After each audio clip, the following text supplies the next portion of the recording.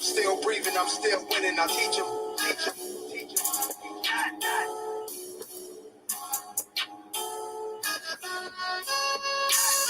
As long as I'm still breathing, I'm still winning. I teach them, teach them.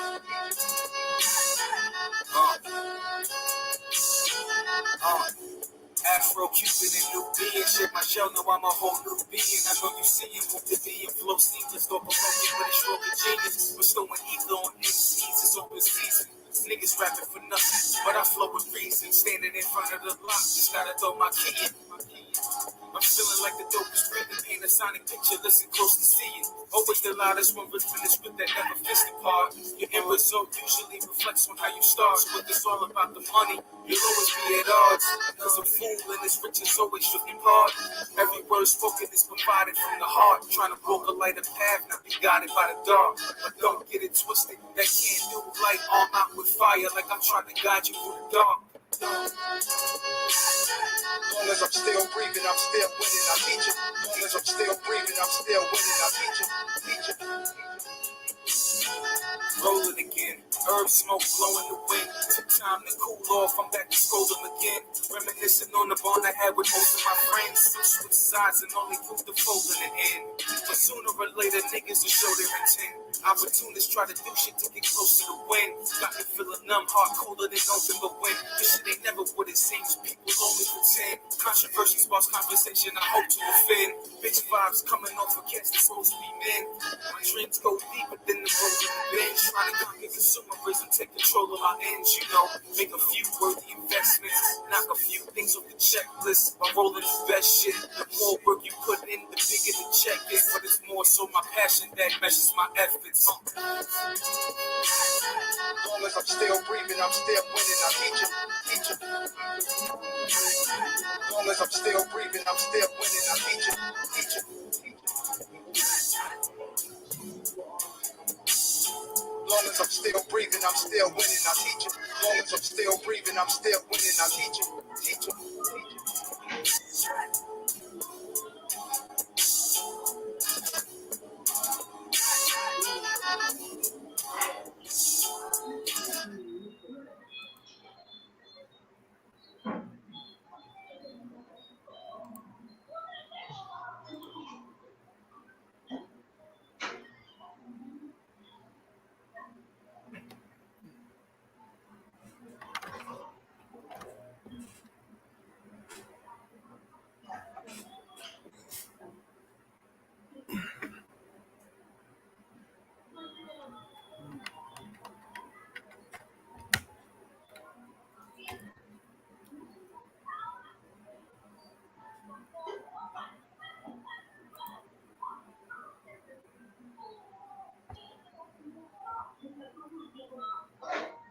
Okay. Y'all hear me?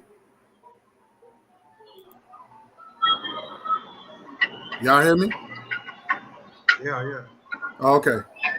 Hotel family, this is your brother, Gal Hollywood Jr., represent the RBG Nation, and today's topic is... Okay. Y'all hear me? Okay. Yo. Okay. Oh. Y'all hear me? Yes. Today's topic is Magacoin, Trump cryptocurrency. That is today's topic. And as you can see, I got my two brothers here. I want y'all to introduce yourself, starting my boy Isaiah. Tell him what you're about. Tell the people who you are, what you're about, and we'll take it from there. Starting with Isaiah. What up, family? What up, Red? And my boy. What's I doing now? Gary Cool Cut. Well, you know how you go. So anyway, I'm a Dominican American. A Dominican American living here in the Dominican Republic with my family, loving it, peaceful, at peace with myself. That's the most important thing that I could ever have going forward from here on out. And basically, I'm just your average, friendly neighborhood Spider-Man. All right, all right, But you can find me on the whitemanburden.blog. That's where you can.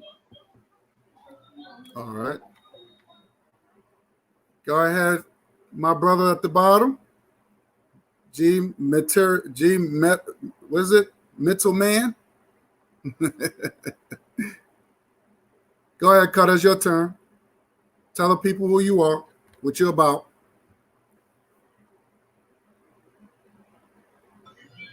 Damn, are you here? Yeah, you guys. Go ahead, Cutter. It's your turn. All right. Go ahead, my brother at the bottom. What is it? Mental Man. Cutter, you're gonna have to pause that YouTube because you're on YouTube. You got to put it on pause. You got to pause. First of all, can y'all hear me? Yes, we can. Yes, we can. You good? Can y'all hear me? Yes, we can hear you. Go ahead, Cutter, your turn. Can you hear me? Yeah, but you got to pause your. Go ahead, my brother at the bottom. Cutter, you're gonna have to pause your YouTube. Pause it, because I'm hearing feedback.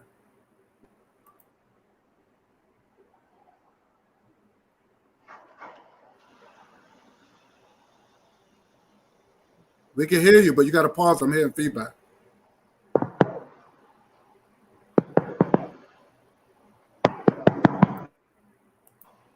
We can hear you, Cutter. What happened? Uh-oh. So he has to. So you have to turn it. So you're gonna have to turn it on to hear us. We can hear you, but you got to pause on hearing feedback. Well, at least lower it down. At least lower it down if you, because I'm hearing. I don't want to keep hearing all this feedback. We can hear you, Carter. Y'all can hear me? Yeah, we can hear you. Testing 1, 2. Results from the web. Testing 1, 2, 3. Testing. Yeah, we can hear you. We can hear you loud and clear. God, man, I'm having problems, y'all. All right. Sorry about that. That's all right.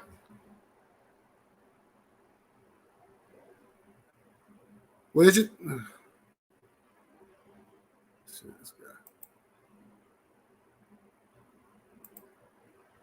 Okay. Well, I guess my brother's having technical difficulties. Hopefully, he can straighten it out. But let's go into the subject. The topic is mega Trump cryptocurrency. So Isaiah, have you heard about that before? Yeah, I have, but like I do, and like I say all the time, it's always got to be backed by some upside. And I don't know if Magacoin is backed by the stupidity and overall arcane belief of the Trumpsters. I'm a Trump fan, I'm not gonna lie, but these folks are taking this to the extreme. Right. And Yeah. to try to, yeah. And to try to say that, you're gonna give value to a coin just because it has Trump face on it, or it's just utterly ridiculous. But then again, you never know. It could be one of those flash in the pan kind of investments, and you can buy it, and one day, it goes up dramatically, and the next thing you got money in the pocket. But that doesn't mean it has value. It only has value just like you buy real estate. You have value when you buy a $300,000 home that didn't cost $300,000 to build. It probably cost maybe 70,000 somewhere around there. But the people who build homes, those kind of homes, and those kind of locations, hoping they'll find some fool. Some investor to come along and buy it for $250,000, $300,000, $350,000.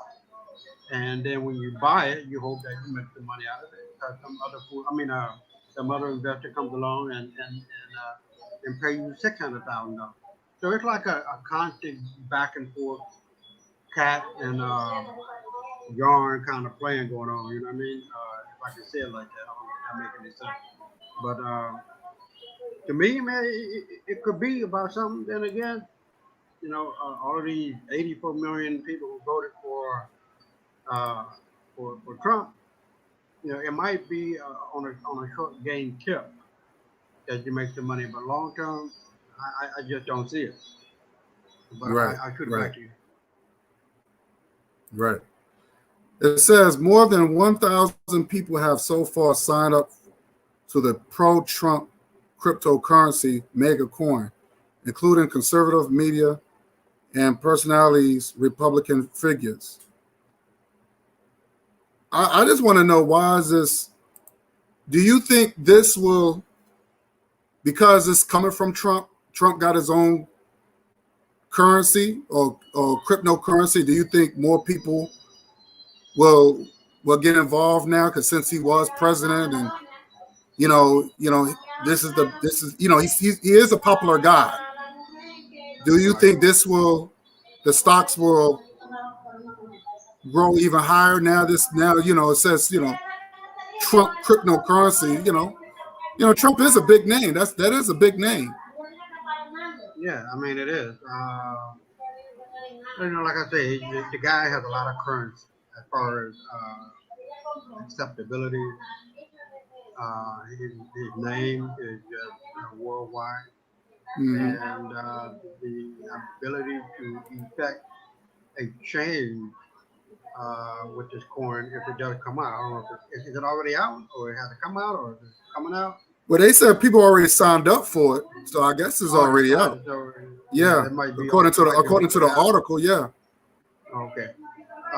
It might be a thing, you know what I mean? But if it is a thing, then it'll be a flash in the pan kind of thing, you know what I mean?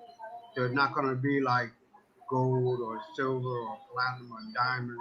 These things hold value Hmm. over the long term, and that's how you get around inflation because, these mega coins are not like platinum or silver or gold Right. that you hold in reserve. So when or during inflationary time, you have some value backing it up. Hmm.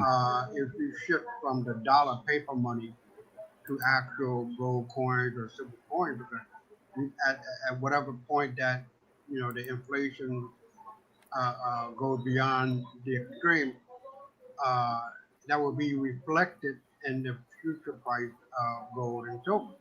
Right. So even if the gold goes up, it'll be far more advanced Hmm. than what the current inflation rate is. So we're experiencing that right now. I mean, gas has gone up 80% somewhere around there, and other things. So a lot of people are buying silver. I haven't bought any yet, but that's just not me. But the best way to really beat it is to be into things that are known to go up in value, and that Right. could very well be real estate. That could very well be platinum or silver or gold. You know what I mean? So but it always comes down with to knowledge, wisdom, and understanding. A lot of Hmm. people get caught in the traffic jam of financial crunches because they don't have the financial acumen in order to see beyond where they are right now. So people who get caught up, um, in this Biden era of inflation, they will more than likely not do anything, just standing still and allow the inflation to go well past them, right? Or during this lockdown of the COVID, they lose their job, they lose their mind, they lose their hope, and so they Hmm. can't see straight. You know what I mean? So it is critical. And then we talked about this on your show, and I talked about this on Gary's show.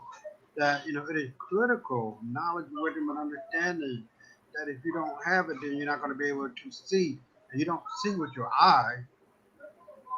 You know what I mean? You see with your brain, and the more you know, the more you can see, the more you can foretell, the more you can predetermine. Because, history is circular, and people's actions are circular, and there's nothing new under the sun. So Hmm. once you know that, and once you understand that, once you can accept that, then you'll be able to find opportunities where you can make more money than what the inflation rate is. So let's just say, for an example, the inflation rate is like 8, 9%, right? Hmm. So against your bank account, savings account is like 3%, you're actually losing 6% of value in your money if you just going by your savings account money or savings account rate that you're getting on your money. Mm. Now, if you find, let's say, a stock and it goes up 50%, then the current inflation rate is 9%, then actually you're making 41% gain on that, on your money against the inflation. So you have to really look at where you put in your money and how long of a period of time you think you're gonna wait to get some kind of return that is reasonable. And I'm not saying like 9% return on your money from the increase in value in whatever thing you're gonna buy, whether it be a stock, whether it be a bond, a corporate bond, bill, note, you know what I mean? And then you gotta compare that with the current inflation rate minus the inflation rate. So you only made 10%, and then the inflation rate is 9%. You actually only made 1% gain. So all of these things have to be uh, considered, weighed out, and planned out, and at the end of the day, you got to make your move and put your money on the table. Because if you don't, then you're gonna be in this capitalistic system that we live in. You're gonna be left behind, man. You know what I mean. So it's all about being aware. It's all about being knowledgeable and understanding and filled with wisdom. And then once you understand the currency and the current in which we are living, in terms of the Biden era and what that means and how Democrats effect change across the economic landscape of America versus Republicans and what they do and what you need to be looking at to make money, then and I talked about that in my first investment book, Penny Fortune. There are certain things that you do when the Democrats are in office and you make money. You're going to guaranteed to make money. There are certain things that you do when Republicans are in office and you make money. You know what I mean? So if you look at, for an example, if you look at Ronald Reagan when he came into office, well, let's back it up. Before then, you had Jimmy Carter with a high ass inflation rate. I was born in Mm. 72. I kind of remember people talking about that. And then when 1980, I was 8 years old. So I remember when Reagan came into office. And but during the Jimmy Carter year, oil was the key. Oil, you know what I mean? And people who betted on oil made money. When Right. Reagan got into office, and then the Dow Jones in the 70s under Jimmy Carter, I think it was like 250, 300 on the Dow Jones Industrial Average. It wasn't no more than 300, 350. And so here comes Ronald Reagan. He gets into office, and 8 years later, and I wrote the book about this, and I predicted the Dow to be 10,000 by 2,000, and it did that. So, but Mm. the Dow Jones increased under Reagan, if I'm not mistaken, if I remember correctly, it went from 300 to 3,000, somewhere around. You know what I mean? And I predicted the Dow to break past 2,000 by. I'm sorry, uh, 10,000 by 2,000, right? So that was a hell of a thing, man. To go from 350 on the Dow to 10,000 on the Dow. Now it's 30,000.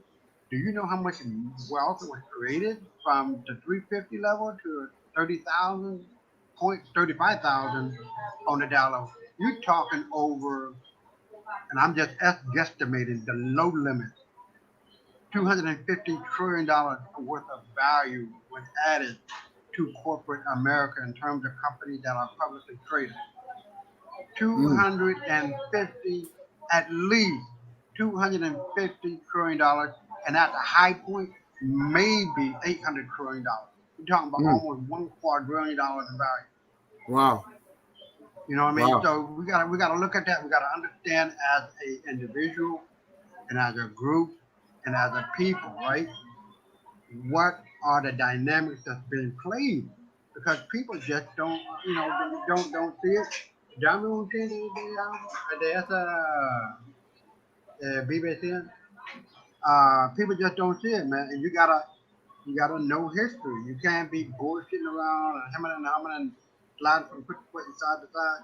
You gotta study. You gotta understand the economic debate. You ain't gotta be no economist, Right, right. but you gotta at least you ain't gotta have no PhD. I ain't got one, and I can see things happening right now Let that me, are let me, that are fomented in the wind that can be a game changer, but if you're not aware, it can economically destroy you. yeah, So, let me, Cool Cutter, are you there? Testing 1, 2, 3. Can y'all hear me? Yeah, we can hear you. Absolutely. First of all, Hotel Poo to brother God in Hollywood. Peace to you, Isaiah. Thank you for God in Hollywood, man. It's always a pleasure to come on here to have dialogue, discussion, and have a discourse. And you're more than welcome to always ask me to come on, and of course, I'll do the same for you. So I appreciate that. Peace to everybody that's in the room, that's in the chat, the audience. Peace and what's up to everybody. yeah, will you stop sucking up? God in Hollywood. Stop sucking up. No, that's just that ain't suck. See, there you go. I'm just gonna be quiet. Okay, I'm gonna be quiet. But I don't know So, what's going on right now because I've been trying to. I was driving. I know I ain't supposed to be doing that while I was driving, but I was trying to resolve my technical well, problems or what have you with your phone. So can you re-summarize what you and no. Isaiah were talking about? No, I just want to hear your thoughts about this Magacoin that came out called the Trump Uh-huh. cryptocurrency. Have you heard about it? What's your Yes, thoughts sir. about it? Because according to the big leagues politics, they say recently ran a major story on the Magacoin, promising that the cryptocurrency would create a ecosystem where pro-Trump individuals can support pro-Trump businesses and candidates without using financial instruments that benefits the globalists. So, as what you have, whatever knowledge you have about this mega coin, what's your thoughts on it? What's your opinion on this Trump cryptocurrency? Well, I'm gonna be loose on what have you. I have looked at it, and I'm trying to be unbiased and be objective about it. And just to give it a real slight overview, to me, it's uncertain right now because most cryptocurrencies that first come out, yes, some of them that when they do come out, with realistic optimism with its usability and application, the foresight for that new cryptocurrency looks pretty good. You can look at its developers, look at its structure, its white paper, what's its purpose, its function, et cetera, et cetera. With this, the little that I know, there's not much that I have discovered when I've done my due diligence to know what its functionality is, the developers, its protocol, et cetera, et cetera. But the idea and its goal sounds good. So it's, to me, as a person that has been studying cryptocurrency, since it just started, I think it would be a little premature for me to say the prospect for this cryptocurrency, because it's going to garner around, of course, people who are staunch conservatives here in the United States and who are staunch Trump supporters, for the aim to really support the self-centered former president of the United States and to support the businesses that are affiliated and or directly in line with conservatives here in the United States. I'm off the mic there, guy. Okay. I was just trying to be brief. You know, I can get along with it. Yeah, because they said according to they said like 1,000 people already signed up for it. Mm-hmm. So I don't I think because Donald Trump, he got his hands on everything now. So I don't know if that's going to help him to get. I don't know if is a political move for him to get back in office. I don't know, but according to Isaiah, he said it's not backed up by anything. You know what I'm saying? But Trump, he do got a lot of real estate. So I don't know if this is backed up by his companies. I don't know. Isaiah, what do you think? Well, my bad. Right. No, it doesn't matter. Whoever wants to go. Whoever want to go first. Go ahead. Go ahead, Gary. Carter, you can go. Well, again, it does have. Well, as long as it has it has something to back up with their if like 1,000, I think he's going to need more than that. From what I know, they have 6 million of those Magacoins in circulation. Of course, within inside the economic rubric, we understand. I mean, I'm sure I know Isaiah does, and I'm sure you do have a basic understanding about economics and business and what have you and stuff. The supply demand equation comes in. So they have 6 million, just like Bitcoin will only ever have 21 million Bitcoin.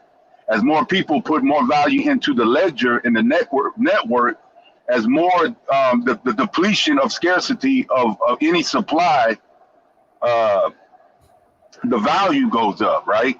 So, so I don't know, if 1,000 to me, that's what I'm saying, because I already know that their website has already been breached, and that indicates right then and there they rushed, and they that kind of reflects on the developers, because a lot of cryptocurrencies that are out there, because there's over 10,000 Bitcoins in existence. Again, like Bitcoin is the OG. Everything that's after Bitcoin is called an altcoin. What have you, and a lot of them fail because they're rushed, their expertise of developers and what have you and stuff. But if they have 1,000 and they have 6 million in circulation, I think you can go and look at their the price of the Bitcoin. It's still sitting at zero. They have to have, with the market cap, they have to, in order for them to get, they have to corral more people to buy that Magacoin. The more they buy in the millions and thousands and all that kind of stuff. Again, the supply stuff, the demand goes up, the supply starts to deplete, so does the value. That's the reason why diamond and commodities such as gold is scarcity. The demand for it is extremely high, but the supply, because it's so difficult and it's so rare, that's the reason why it's up. So if they gather and they can galvanize enough people to buy it in the millions, then the value will go up. But you got to remember, what I understand is the people who first jumped in, such as the developers and the people that's inside the inner circle, they already got a certain amount of this mega coin. But the mega coin at this time is still sitting at almost virtually zero. See what I'm saying? Yeah. Wow. But as far as back, like Bitcoin and all, no cryptocurrencies is not backed by, like, even the fiat money of currency that we see with the dollar is not even backed by nothing. It's the stability of the sovereignty of the country, the stability of the government and the people and the government. That's what it's backed for. That's the reason why some third world countries, they can say, oh, we're coming out with this new currency, but the stability of the economics within within that sovereign country and the government and the what have you of this infrastructure, it doesn't have no value. The United States has embedded themselves and its niche within historically, and that's the reason why. And of course, our government, is up to par, is connected intercontinental, as well as institutions and banks, and and that can orient and sustain its buying power. So that's what the the dollar is backed by. Cryptocurrency is not backed by. It is backed by its by the participation of the people who put their money in, just like stocks. And it's a sense of security and what have you. And that's what cryptocurrency. The more people buy it, the more people have interest into it. Then again, supply and demand. That's the reason why Bitcoin is the OG, and that's the reason why it's at its price, and why it's so.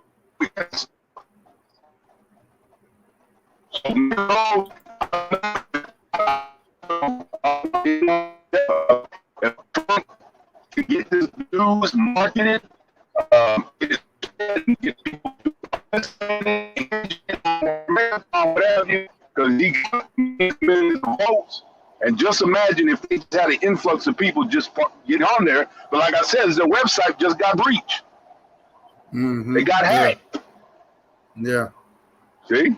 But I'm off the mic. Go ahead, Isaiah. Yeah, let me piggyback on what he was talking about and try to really get when I talk, I try to make it as plain as possible. But do you remember when Sammy Sosa and the white boy who was competing for the most home runs? Remember that? Right. What was that white boy name? Right. McGuire. Mark McGuire. Yeah, Mark McGuire, right. Yeah. Okay. So when he hit his 60th home run or something like that, he went past somebody. But anyway, when that young man caught the baseball, that baseball was valued at $250,000 right then and there. A few days later, it was worth $500,000, $700,000, somewhere around there.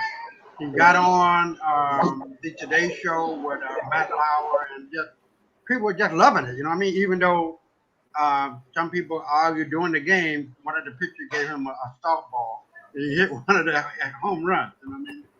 But legitimately, that ball was worth a lot of money because of the fact that during this era of baseball and during the time in which he broke it, the record, people were just enamored, like, oh wow, Mark McGuire and Sammy Sosa, they doing a thing. But Mark McGuire hit more home runs. He's the man, and he's white. But what happened? The scandal broke, and he got caught up. And what do you call it? Enhancement drug. So the value of the ball went down to almost practically nothing. So right, we can see the dynamics here. What I'm talking about. The more people are in it, and the more people are gaming for it, and there aren't too many people who are not gaming for it, then the value is going to go up.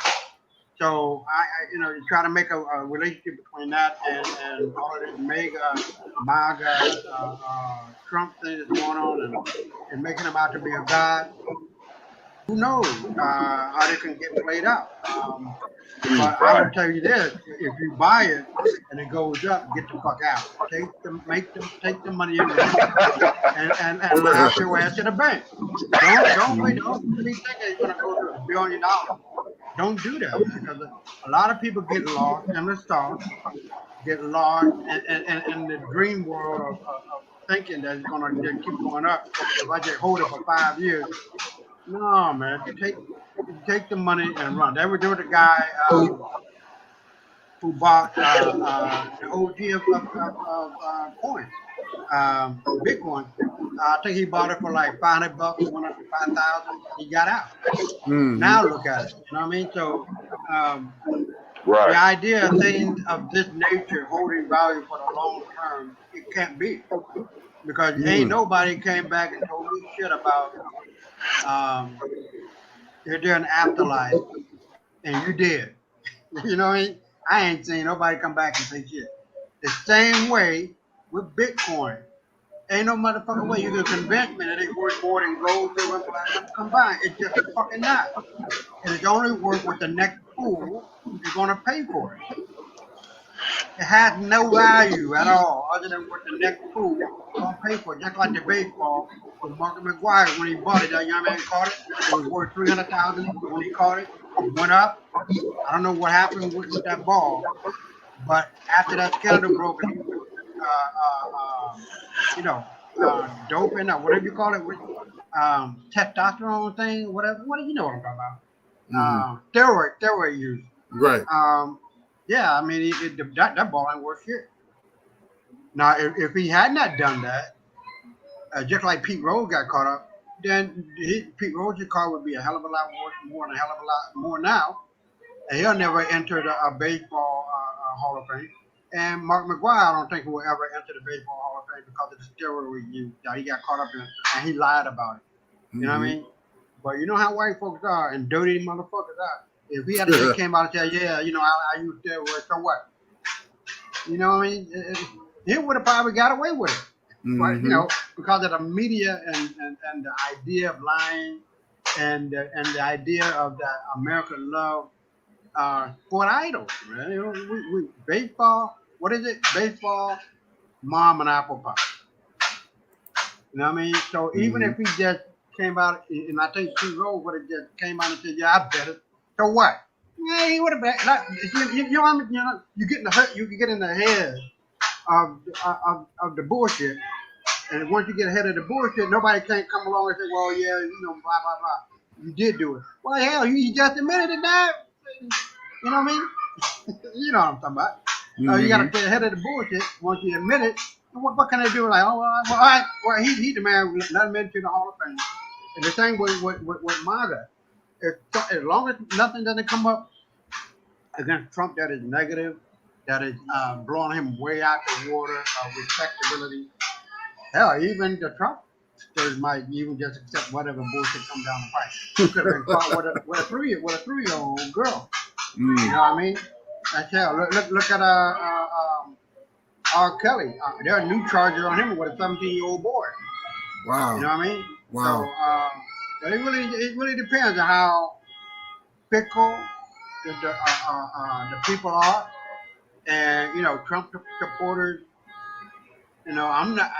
I support Trump to a certain extent. I don't support him on everything. Right. Right now, you know, he's pushing vaccine like it's the latest shit going, and you need to take that motherfucker.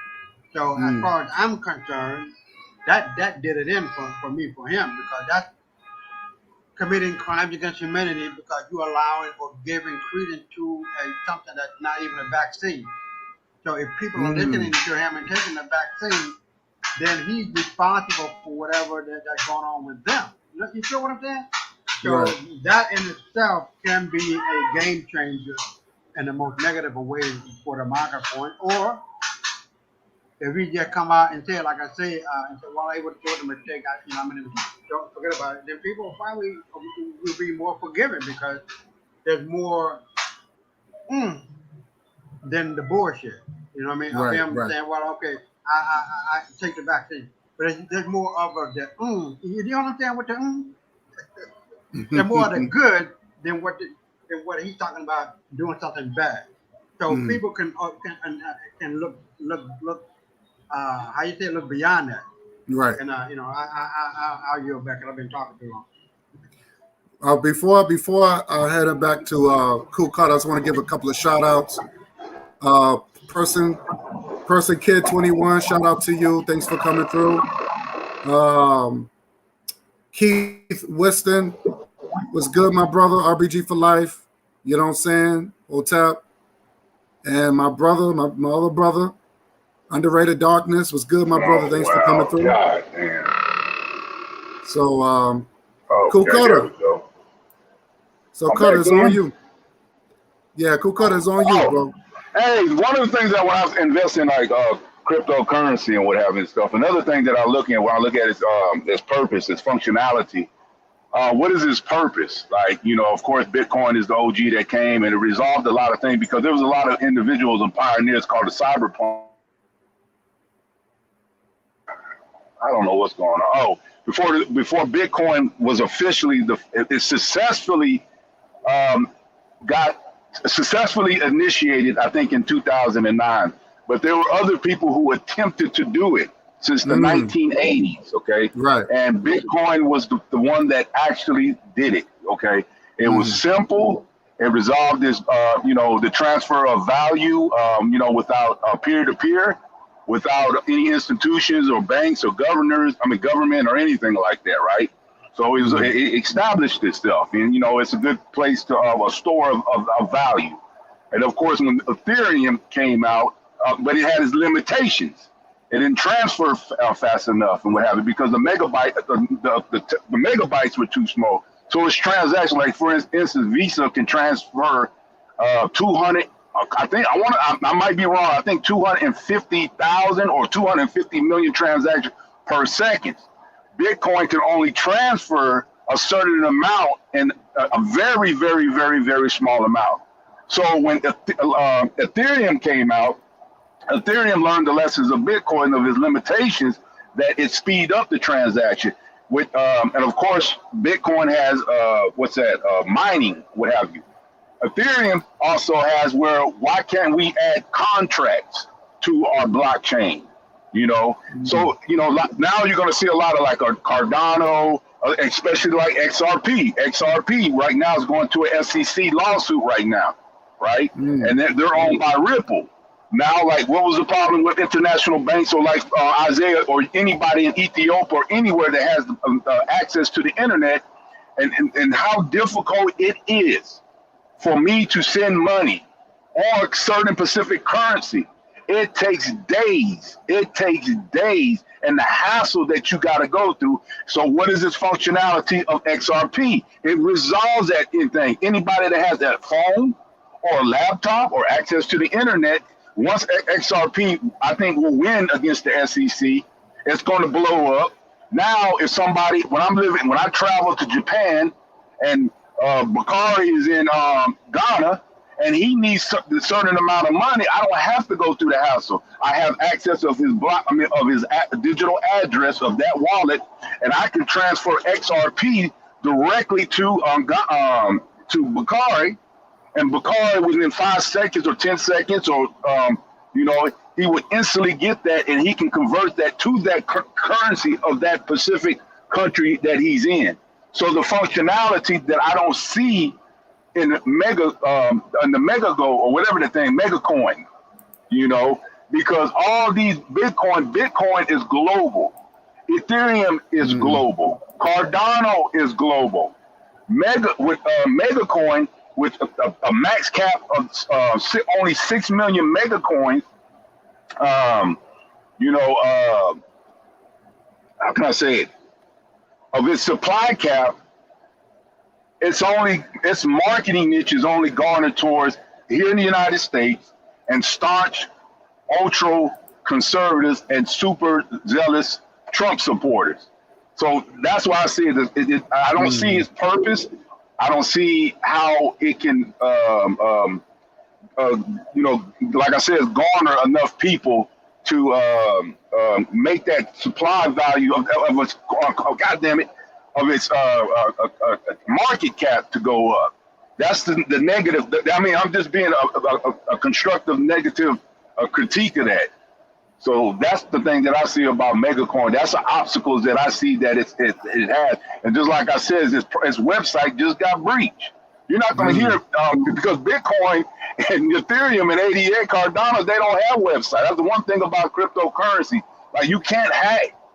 You can't hack crypto. Just like you can't cut off. Nobody owns the internet. Nobody owns Bitcoin.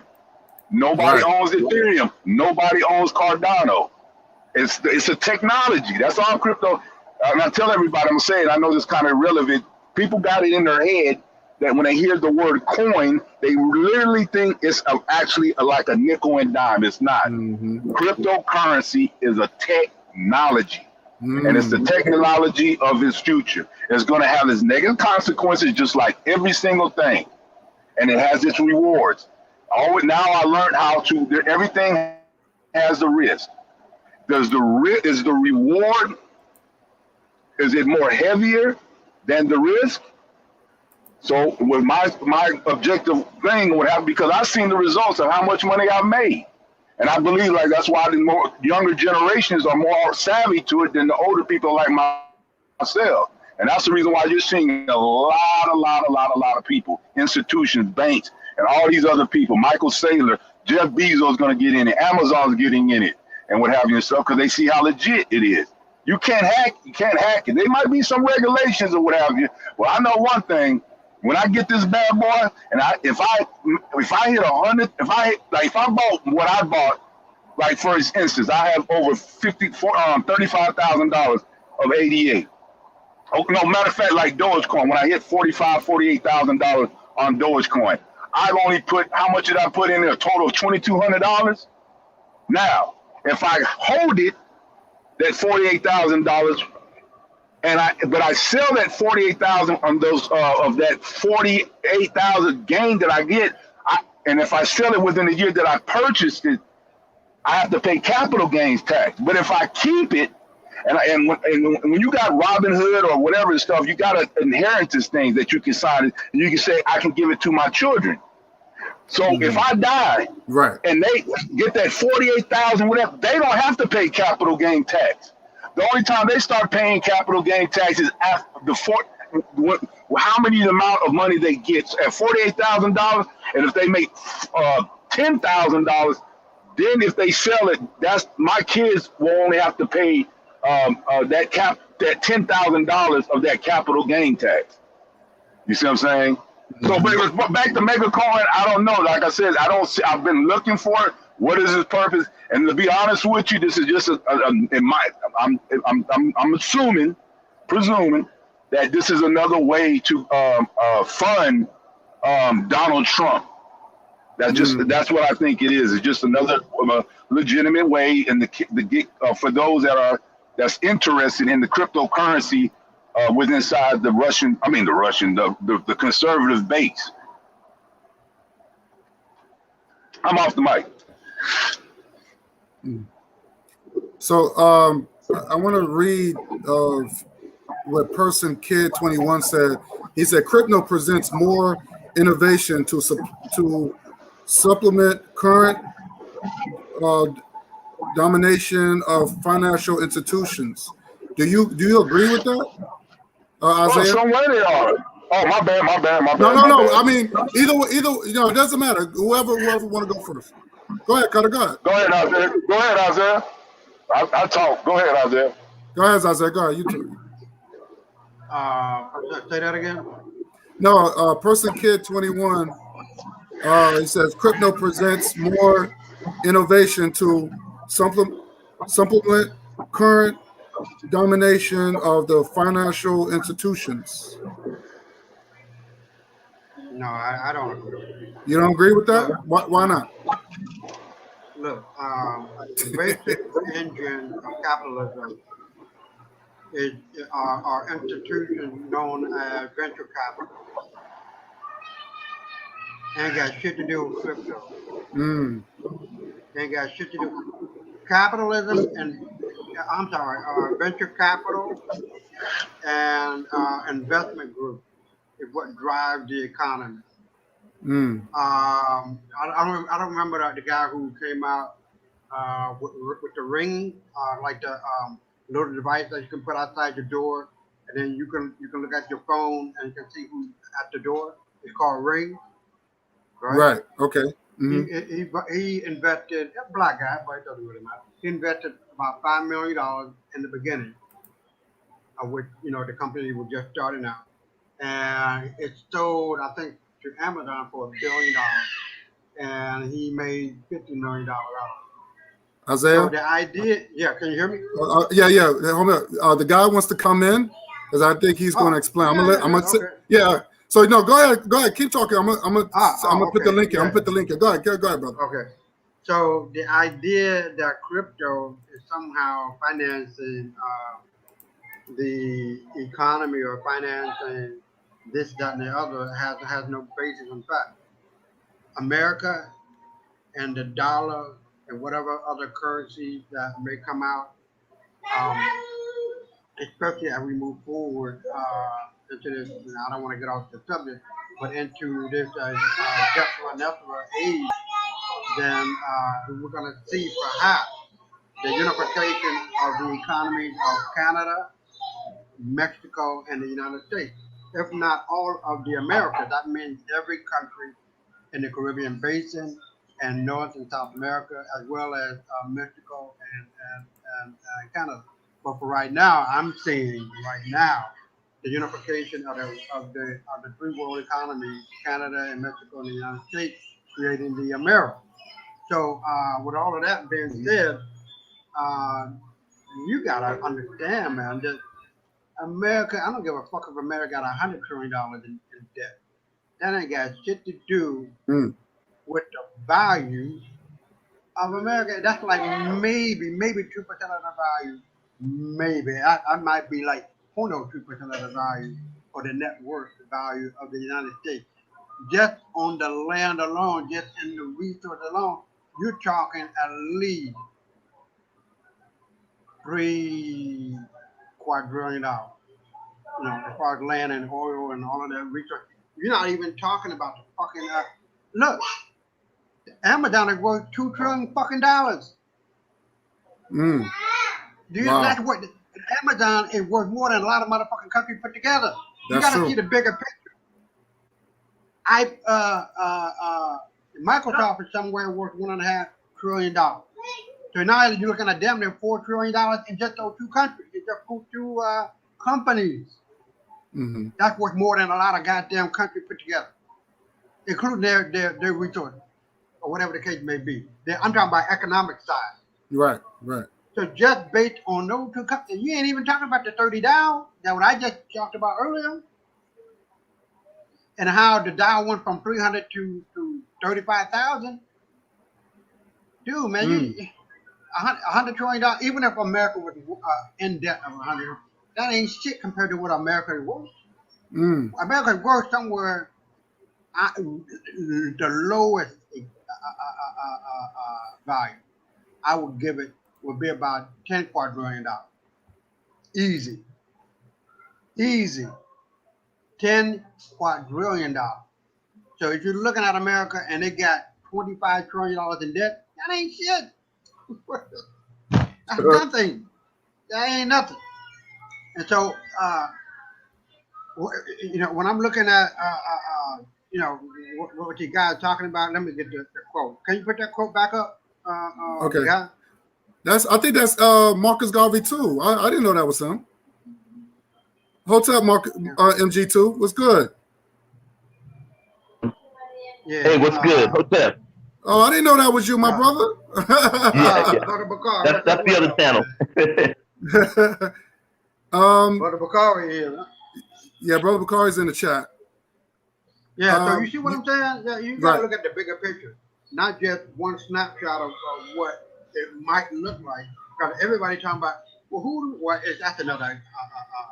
that's another issue, who we owe the money to. But it has nothing against the backdrop of what America is worth. At the very least, $10 quadrillion. That's nothing. And you got to understand the power of America. It is enormous. We're only a baby in comparison to a lot of other nations. We're only like 270 years old, somewhere around there, right? In 1776, it was 200. It's 200 or something like that. Yeah. So we're about 250 years old, and we're the richest country in the world, perhaps the most powerful country in history, in terms of the amount of time to get from where we were as a baby in 1776 to now. Dude, man, we could. I don't want to say it like that, but I'm gonna say it. We can spit in the face of every nation's mother and get away with it. And that's exactly what we be doing. We interfering in people's elections. We killing heads of state. You know what I mean? Is it right or wrong? That's a whole nother issue. But the idea is, when you have a motherfucking gun in your face and you ain't got no gun, hello, you're going to shut the fuck up, sit the fuck down, and we're going to do what we're going to do, how we're going to do it, when we do it, how we do it, where we do it, with whom we do it, because we're American, nigga. That's just keeping it real. We got weapons so fucking advanced that we don't need bullets. They got a weapon they can point it to you and cook all your insides in less than a nanosecond. So I said, but go ahead. Okay, hold your thought. MG2, what's good? Introduce yourself. You say you want to address Isaiah. Go for it, brother. Yes. Yes. First and foremost, I think I made the mistake and said my channel. I don't own these channels. This is owned by YouTube. So, anyways, yeah, this is the other one that I always post on. I got a channel for listening and a channel for posting. But the thing is, Isaiah, let me go ahead and because I'm gonna go ahead and read that quote for you. Actually, as I said it, what it does is cryptocurrencies present innovations to supplant current financial institutions. And I'm glad you said supplement there because it also does supplement. It also does supplement, but it also creates innovations that can or have the possibility to supplant, which means taking over. Here's what I mean. When you're talking in the United States, for lack of a better term, and because all I do is I'm deeply involved in the finance industry and trading and investing. And the thing is when I first started learning, especially 20 years ago, about currencies, back in the mid 90s, we had to call a broker on the floor in order to make a currency trade. This is like 96, 97. What you're dealing with is the thing about America, because it has what's called seigniorage. That's one of the first things that you have to learn when you're actually into the floor, whether you're dealing in terms of currencies or commodities. Seigniorage means that they could do anything to anyone, anytime, any way, shape, and form. Why? Because their currency, of course, is a reserve currency. Okay, it's like having a gas station that sells everybody a certain amount of gas, or I should say that one sole gas station that sells gas to everybody's cars. Now, here's the thing. When you have other gas stations start to pop up, that one gas station still has seigniorage because it has the biggest supply of gas. It's the only one on the block. It could set the prices. It could set the investment value. It could set the capital depth. It could set anything in terms of what that gas should be. Okay? Now, the thing is, when you have other gas stations start to pop up, you have a supply-demand. All of a sudden, the imbalance of supply and demand starts coming in. Simple economics 101. You get more supply coming in, the prices go down.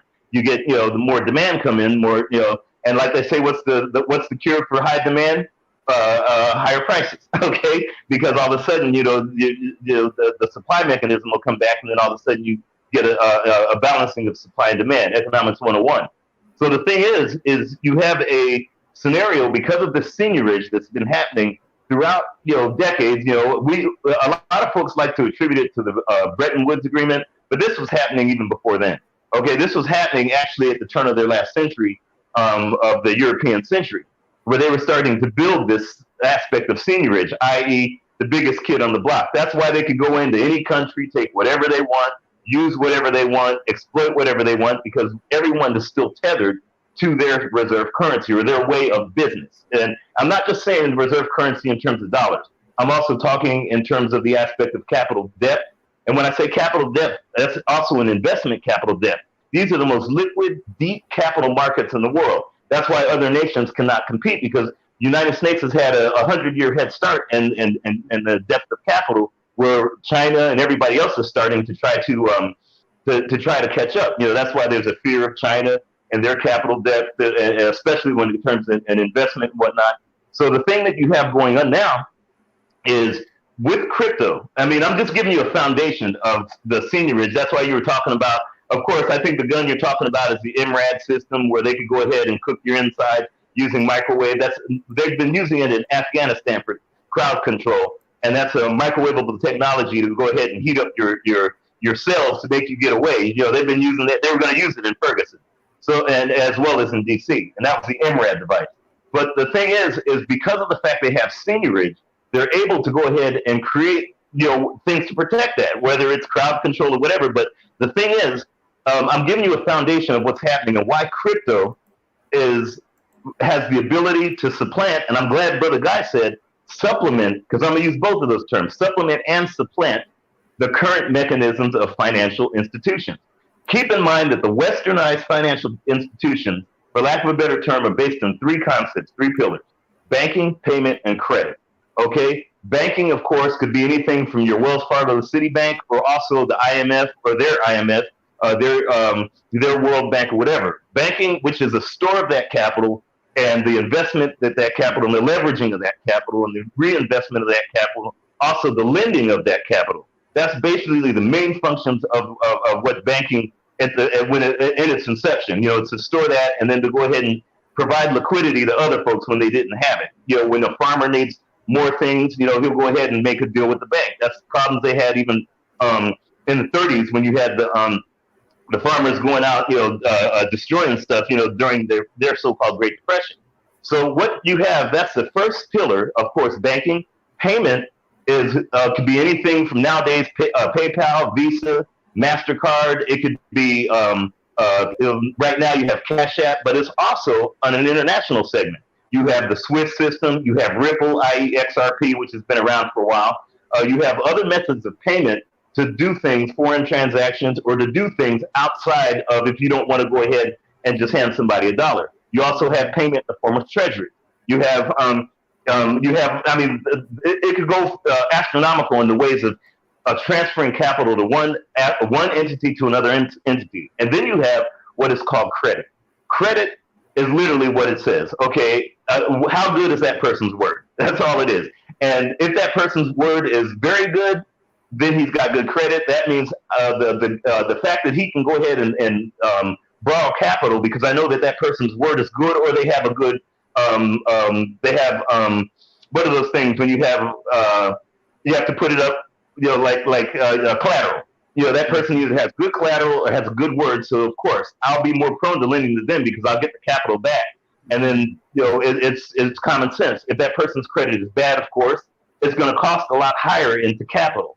Now, here's what cryptocurrencies have done. Not just cryptocurrency, because that's a misnomer. They call them digital assets right now. I don't care what the euphemism is that they want to call it. I could just say that this new innovation, whatever they want to call it, this new innovation, Isaiah, is very good because it has the aspect of supplanting all three of those.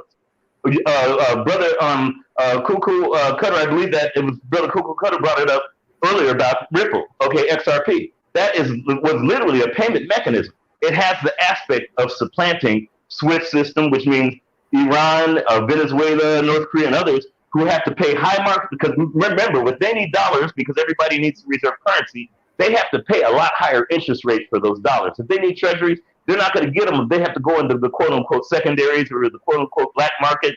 I mean, when I travel around the world, I could tell you how serious currencies are because I see currency vendors on the street, hustling like, Ray down the street, especially like in Argentina and stuff, and they're like literally hustling to get dollars. When I'm in Singapore or in Indonesia, I've seen it where cats are like, hey man, these cats are like a kiosk at the mall trying to get you better than spot price on your dollars. So the thing is you have a situation right now where these new innovations have the aspect of being able to supplant banking, payment, and credit, especially with Ethereum and Cardano because of their smart contracts. And whoever innovates something else is going to be even better, especially when it has a lot faster speed.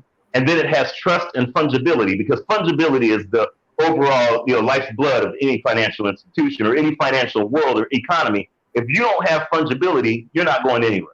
Okay, it's literally it's a joke. And the thing is, having seigniorage and the fact that the U.S. is starting to lose its seigniorage because other nations are starting to go ahead and get into their own in terms of, okay, we can do our own banking, our own payment, especially in Africa. They're starting to do all kinds of payment mechanisms to where they could still do their own commerce, still be able to trade, still be able to invest in their economy, still be able to do what they want without having to deal with the cost of capital because of, I don't want to give Botswana a loan unless it's a 20% loan, or I don't want to do this. They're able to start to function, and other nations have started to see it, Russia, China, and others. So all of a sudden, it's giving that aspect of digital assets supplanting, and right now it's supplementing these countries, but pretty soon, whether it's El Salvador and what they did, it's coming to a point where sooner or later it might be able to supplant the current mechanisms, i.e. Western hegemonic, everybody's got to have dollars in their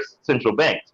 That's why you had the Chinese digital currency. They're real scared about that. That's another thing. When these central banks have it, or they're using these stable coins, here's the funny thing. Before, when you wanted treasuries, you had to go to secondaries, and I'm talking not just treasuries, but if you wanted to deal directly with central banks, there was no way for you and I to do it.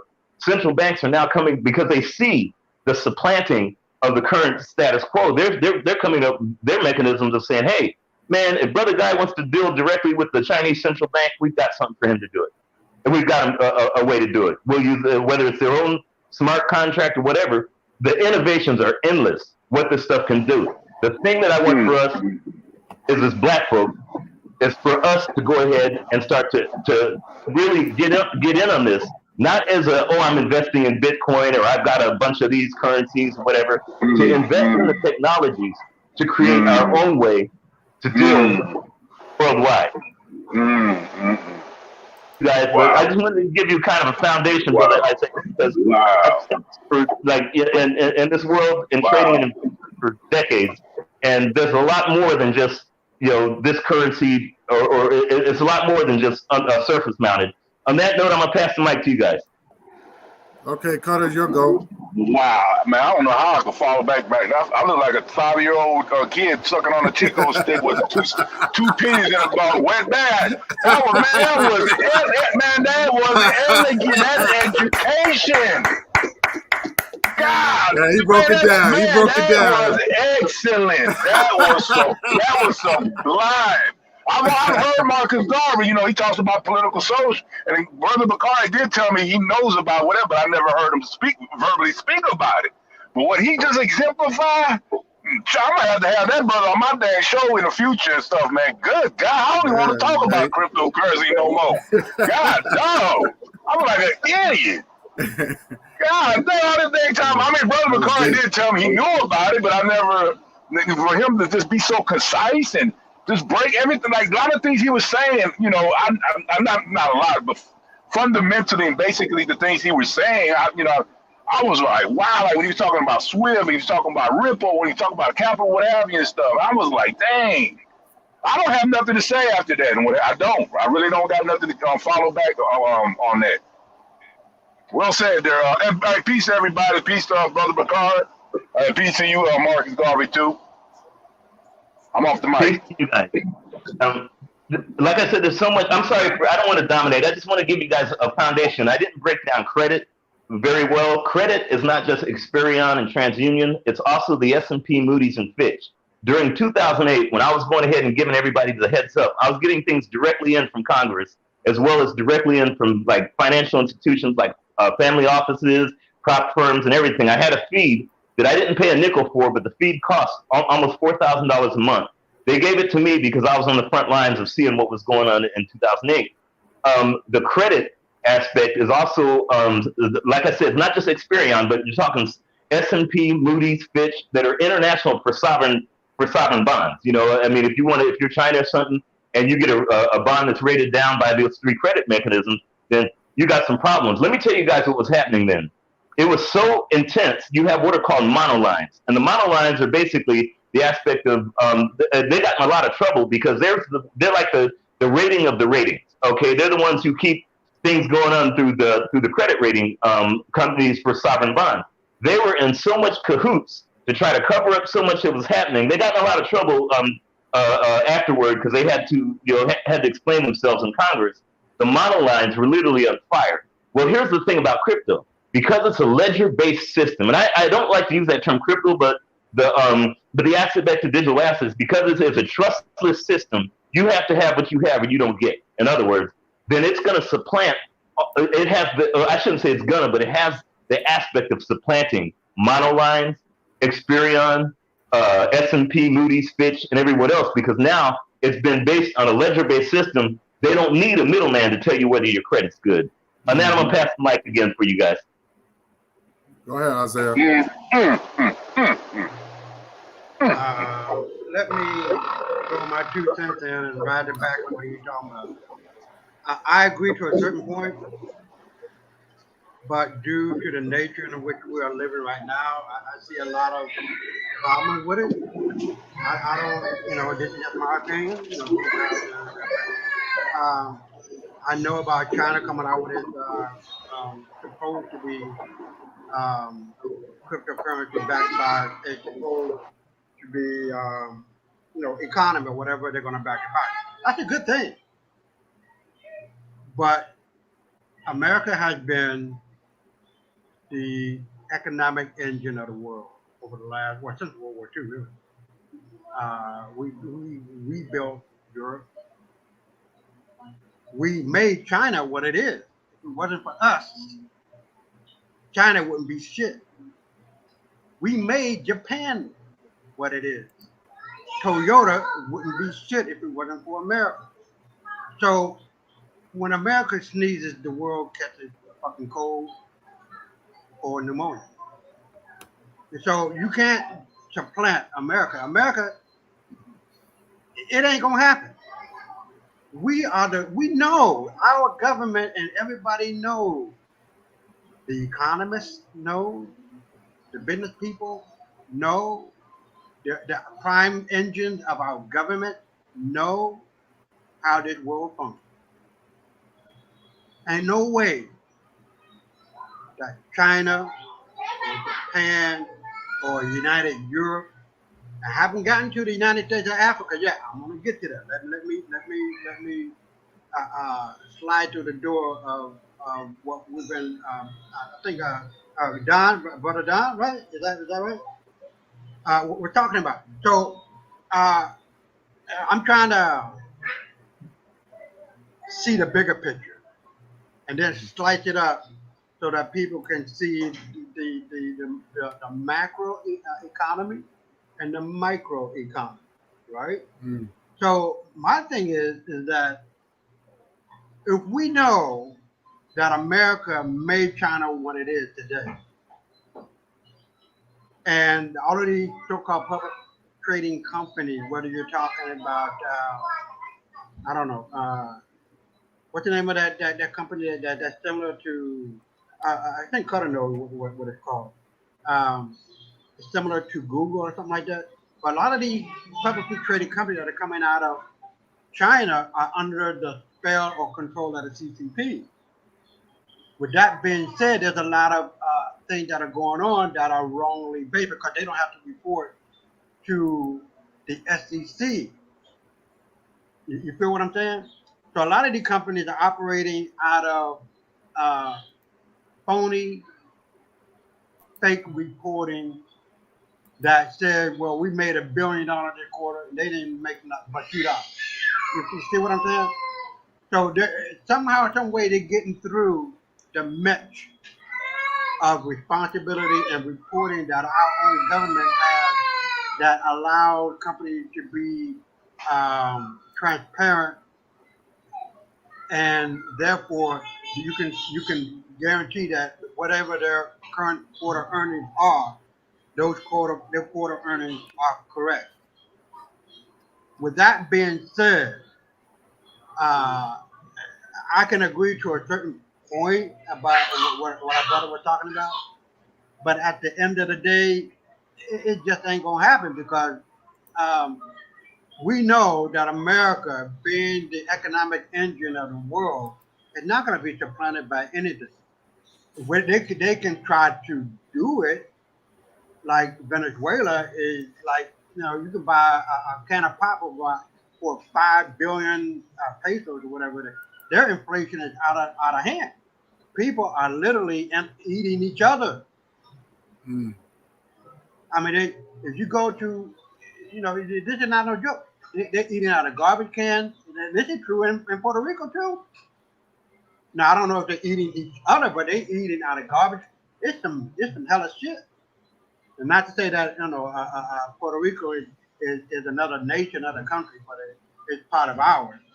But the idea is that all of these so-called third world countries, and I haven't gotten to Africa yet, throughout Europe. Europe is literally bankrupt. It has nothing. You know what I mean?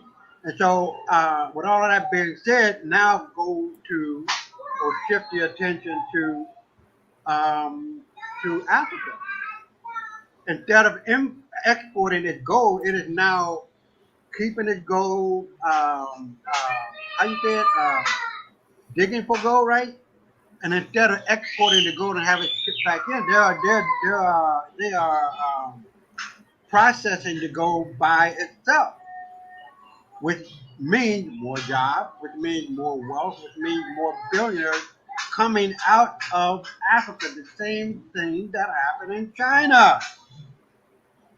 Africa has more fucking resources than China could ever dream of. That's why they got their stinking yellow asses over there. I don't want to sound like a racist, but I'm a fucking racist. I don't like them pinky ass planet ass motherfuckers. They're some dirty motherfuckers. How do you fuck over your own people Hey, who are black? hey, my great Wait, grandfather was Chinese. hold on. I don't get it. How do you fuck over your own people? And I mean really your own people, black folks who created China. We created China. The first emperor of Qing was a black man by the name of Qing, from which you get China. Oh. But that's another story. There you go. But the idea is simple. There are more resources in Africa than there has ever been in China and Japan. 15% of the land in Japan is only arable. The rest of it is too mountainous to do anything with. I've been to Japan. I know what them people look like. I've been to the southern part of Japan. They look just like you, brother Nollywood. With afro, nigga. If it wasn't for them slanted eyes, you would think they were just another nigga in Harlem. You know what I mean? But that's another story. But my thing is that now you are seeing a united, like Gaddafi was saying, you can kill the dream, but you can't kill the dreamer. I mean, you can kill the dreamer, but you can't kill the dream. And so the actual manifestation of what he was talking about is now more so than ever. He said, if you kill me, you'll be opening the door to all of hell to eternity. And now Muslims are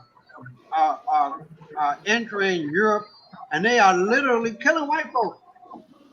The revolution will not be televised. The prime minister of Canada is a Muslim now.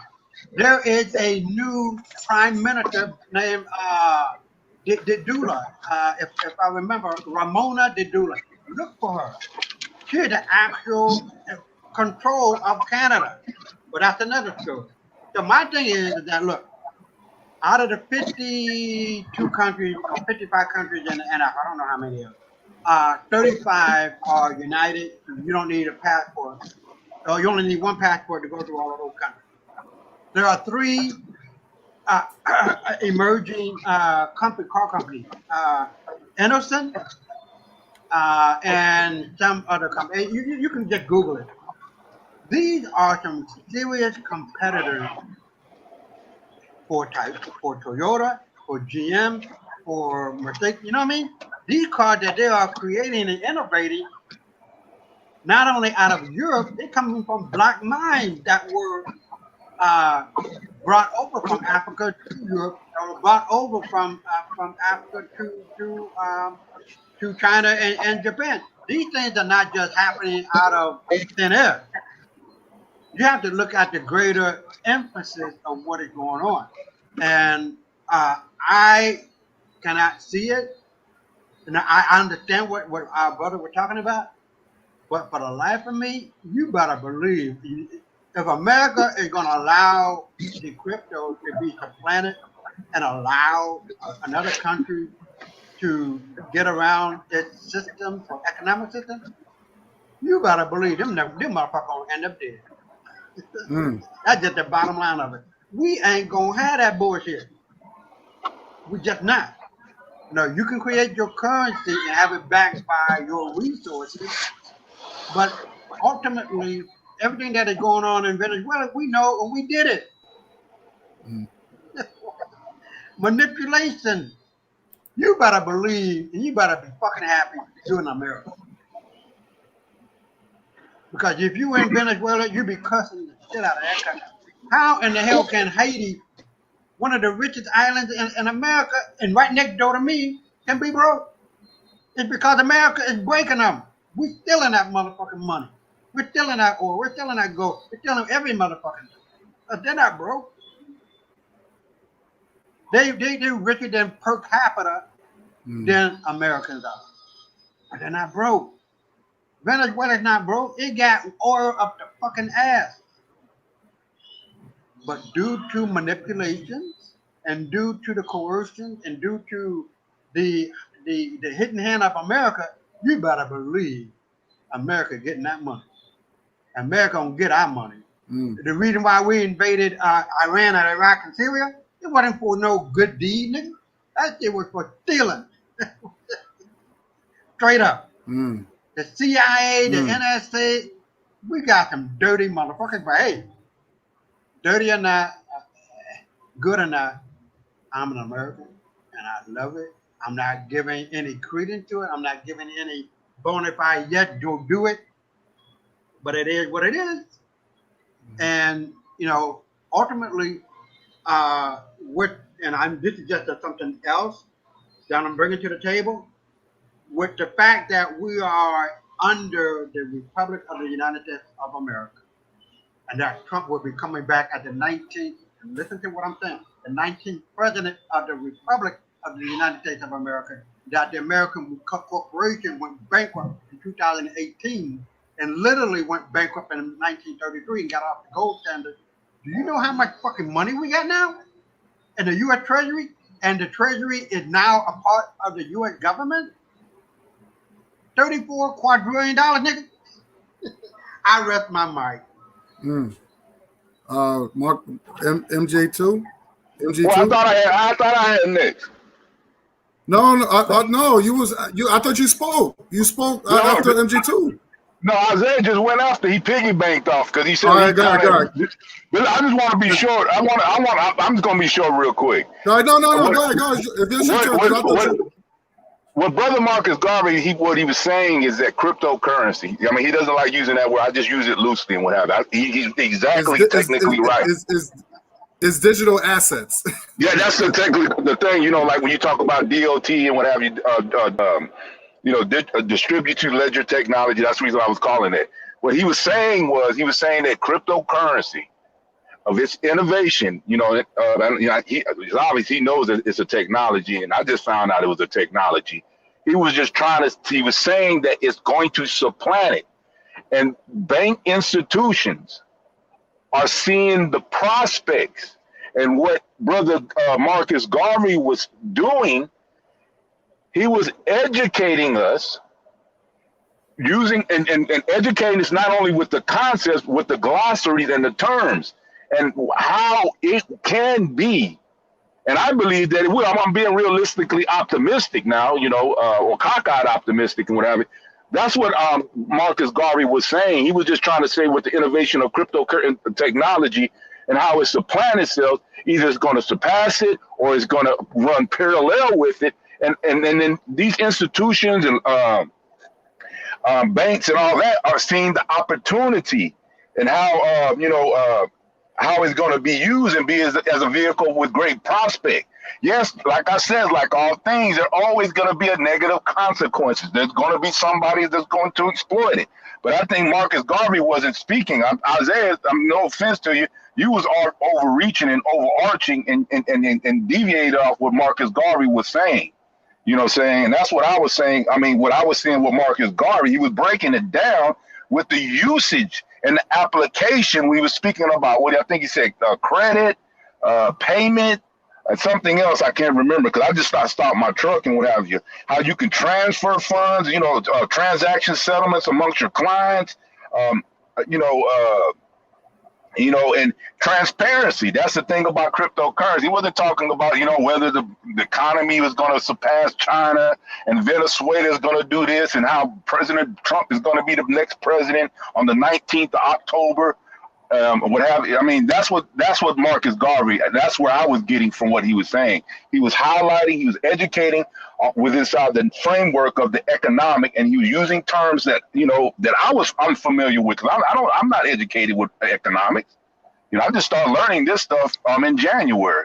So that's why I think, and I know Marcus Garvey is going to elaborate more and clarify more, and I'm going to sit back and get educated. I'm off the mic. All right, MG2.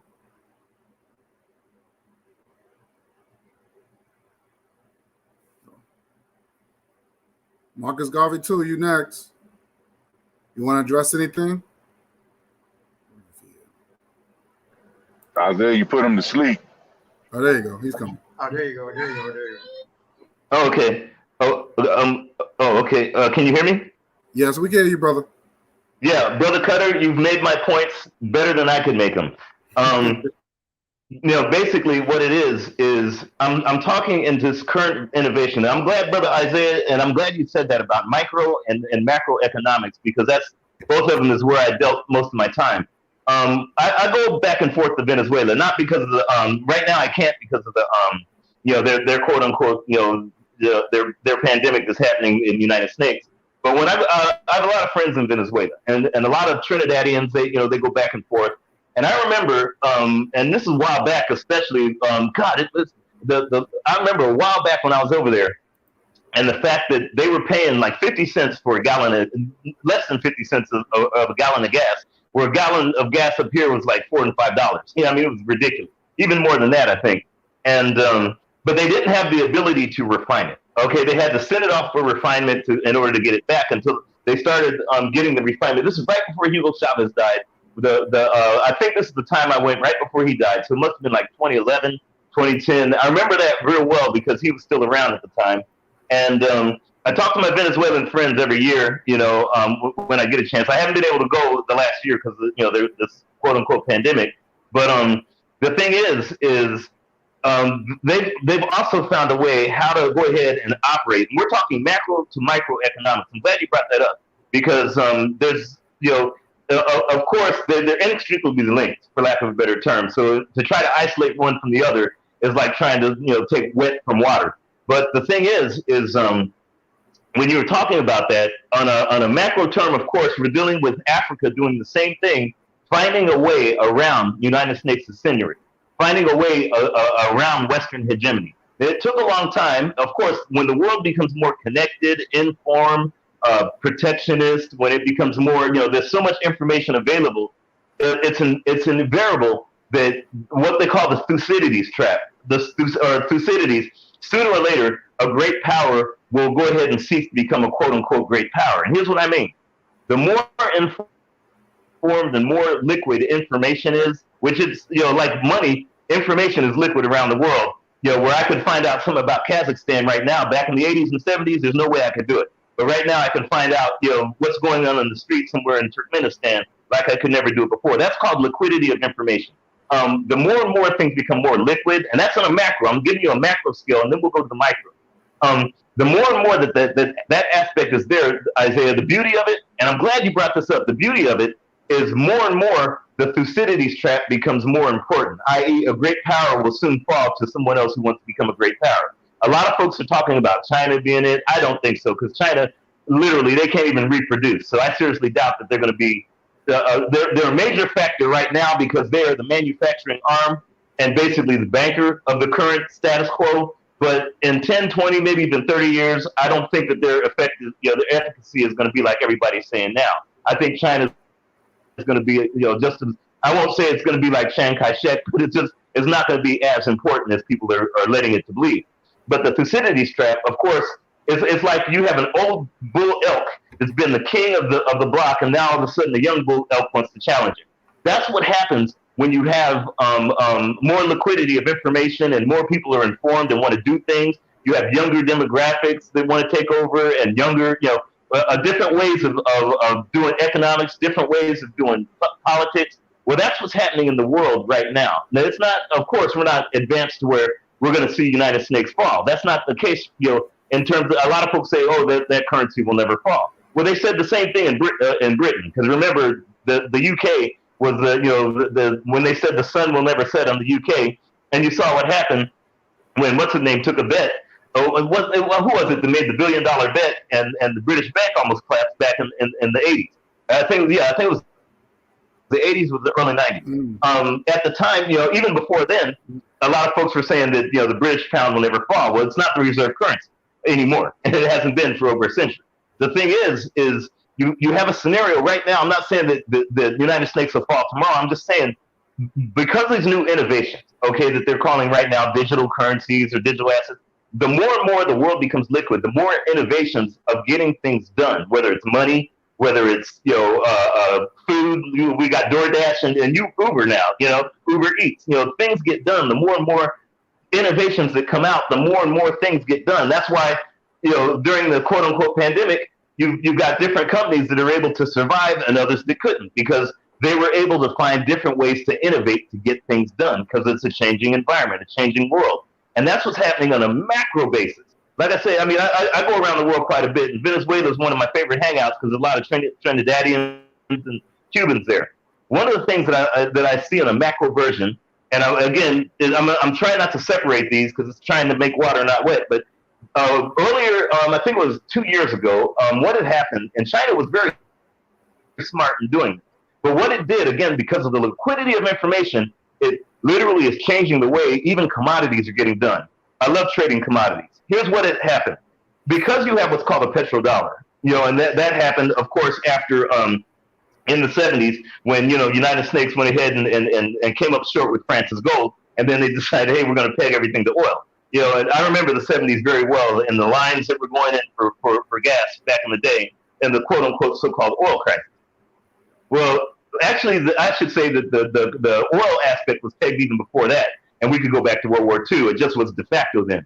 But the thing is you have a scenario right now where what China did is they said, we don't want to be a petrodollar or U.S. dollar anymore. This is a couple of years ago. Almost 3 now. What they did is they said, we want to have a petro yuan. And again, like I said, China's not no great feat. I think, and hopefully they'll fall soon. I can't wait. But the thing is what they did is they said, we're going to peg our oil to gold, or we're going to peg our yuan to gold, and we're going to trade the gold-oil ratio. Therefore, we're literally using gold as a mechanism to peg oil to the Chinese yuan.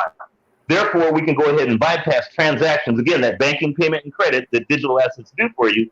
What it does is they said it'll bypass the current mechanism of payment of whether it's Swift system or anyone else on a petrodollar, a U.S. dollar-based scenario. In other words, they're supplanting the current mechanisms of petrodollar dominance by using gold as a proxy for oil to peg their yuan. And this happened, and a lot of these traders were like going, wow, can you imagine what's going to happen when other nations see that the fungibility of that, they're able to get access to capital or do cross-border swaps or do other things in other currencies, whether they're digital or whatnot, and not have to deal with dollars. So what we did is we analyzed this and said, what countries have the most resources in the world? We all know Africa. Can you imagine Africa now doing, instead of going to a dollar-based system, which all of them invariably are because you have to have dollars in your central bank to operate, can you imagine coltan, manganese, cocoa, copper, magnesium, or whatever, the natural resources being used as a proxy to go ahead and peg their currencies to oil? It'll be a game changer totally because, one, you'll get fair market value. Okay, because the thing is the only market value we get is whatever dollars or whatever treasuries will tell us. Now you're going to get more liquidity you have, the more transparent you have in pricing. They call it, of course, fair market value or price discovery. You're going to get a much better aspect of price discovery by doing that. And here's the thing: when you said macro, and I'm going to bring the macro to the micro in a ways. When you were talking about that African countries, especially the gold diggers, the miners that are out there, that are, they're able to go ahead and refine their own things. Well, just earlier this year, there's more African countries are now refining their own chocolate. Remember, they used to have to send it to Switzerland and Belgium. Every time I go to Switzerland and Belgium, that's the biggest thing they try to push on us. Even at the hotels I go to, there's a lot of 5-6-star hotel type stuff. First thing they'll do is give you a chocolate, because that's their way of saying we're making our money is like the dope game, the middleman in the dope game. In other words, they don't have the resource. They're getting the raw cocaine. They're just manufacturing it and selling it to someone else on the street. Well, now all of a sudden, that these other countries now have the aspect of refining their own. I saw it in West Africa. We're starting to refine our own chocolate, so we're not sending it to Belgium to have them send it back to us as a premium. And I'm glad you made that point, Isaiah. We're now not having to do that. So now all of a sudden, can you imagine, because of digital assets, not only pegging your, instead of bypassing a petrodollar that way, now you're in charge of your own manufacturing, your own refining, and your own resource and pegging your currency to that resource in order to do business with someone else. This is the innovations I'm talking about that are happening at an astronomical level. I'm not saying that it's going to be the do all say all. Anything can happen. This is a very dynamic world in terms of marketplace.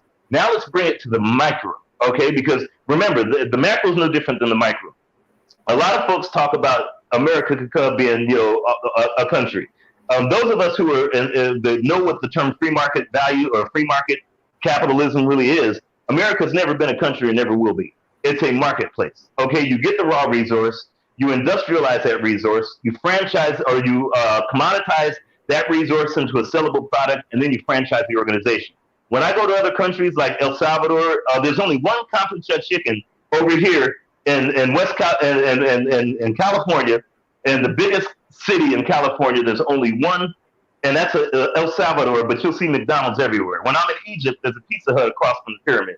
When I was at the Great Wall of China, what they call Great Wall, there was a Starbucks right there where you could get coffee. When I'm over there in Australia, you have what's called Hungry Jacks, but you will never see a Hungry Jacks here, and that's nothing more than a Burger King. When I'm in Japan, and I go to Japan a lot, you have Lawson's, Family Mart, and stuff like that. You can only find them in America. You can only find them in Little Tokyo, but they won't let them on the corner block. But you'll find a McDonald's and a 7-Eleven everywhere in Japan. That's what a marketplace does, not a country. Okay, when I say a marketplace, that's that aspect of seigniorage. That's that aspect of capital debt. They could put their businesses, like their money or like their military or whatever, anywhere they want to go in the world. And I do 56 countries a year sometimes.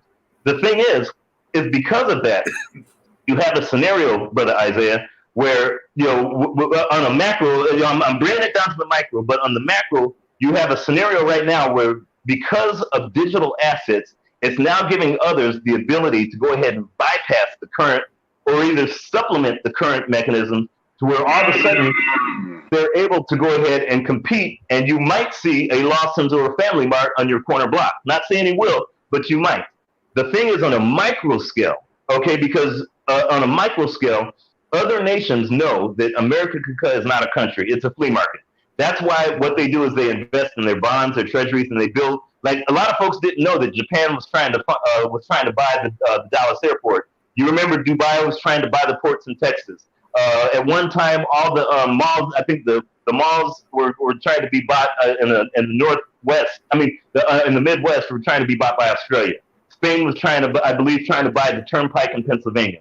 What it was is on a micro view, okay, where you're at right now, other nations have relished the fact that you're in a free market, quote unquote, scenario, not necessarily a country, where you can go ahead and use whatever you can to put your industries in that place where, again, you get the resource, you industrialize the resource, you commoditize it, and you franchise it. They have that aspect. So what they do is they go in to whatever country that knows it, or I shouldn't say country, that flea market, for lack of a better term, called America. What they did is they go in there and they use that concept to say, look, this is not a country. This is something on a micro view. The individuals within it might think they're living in a quote unquote country, but it's a flea market for us. So what we're going to do to save our macro view or our macro selves is we're going to operate on that dynamic that country or that quote unquote flea market was built on.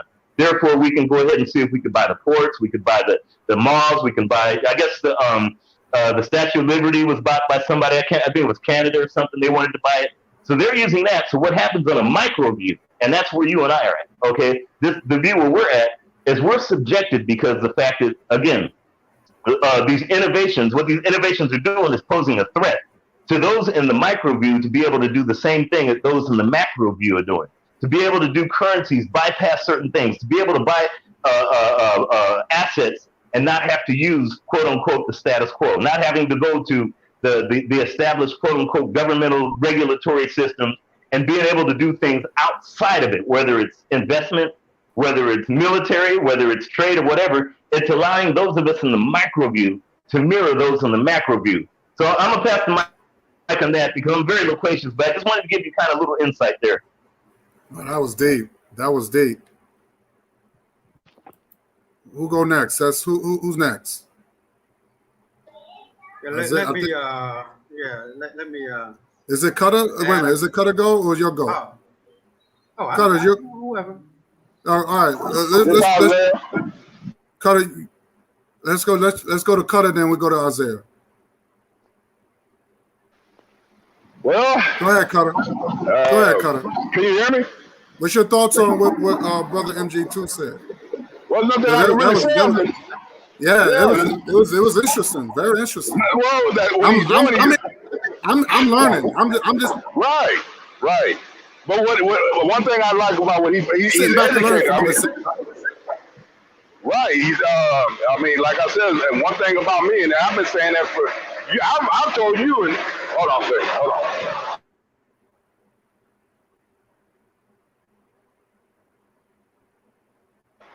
I've been saying that's one of the things that I'm weak at when it comes to economics and numbers and business. I have a mental retardation. Like my psychology, that's my field. But when it comes to economics and I'm at the lowest of the low. But I can say this though, real quick.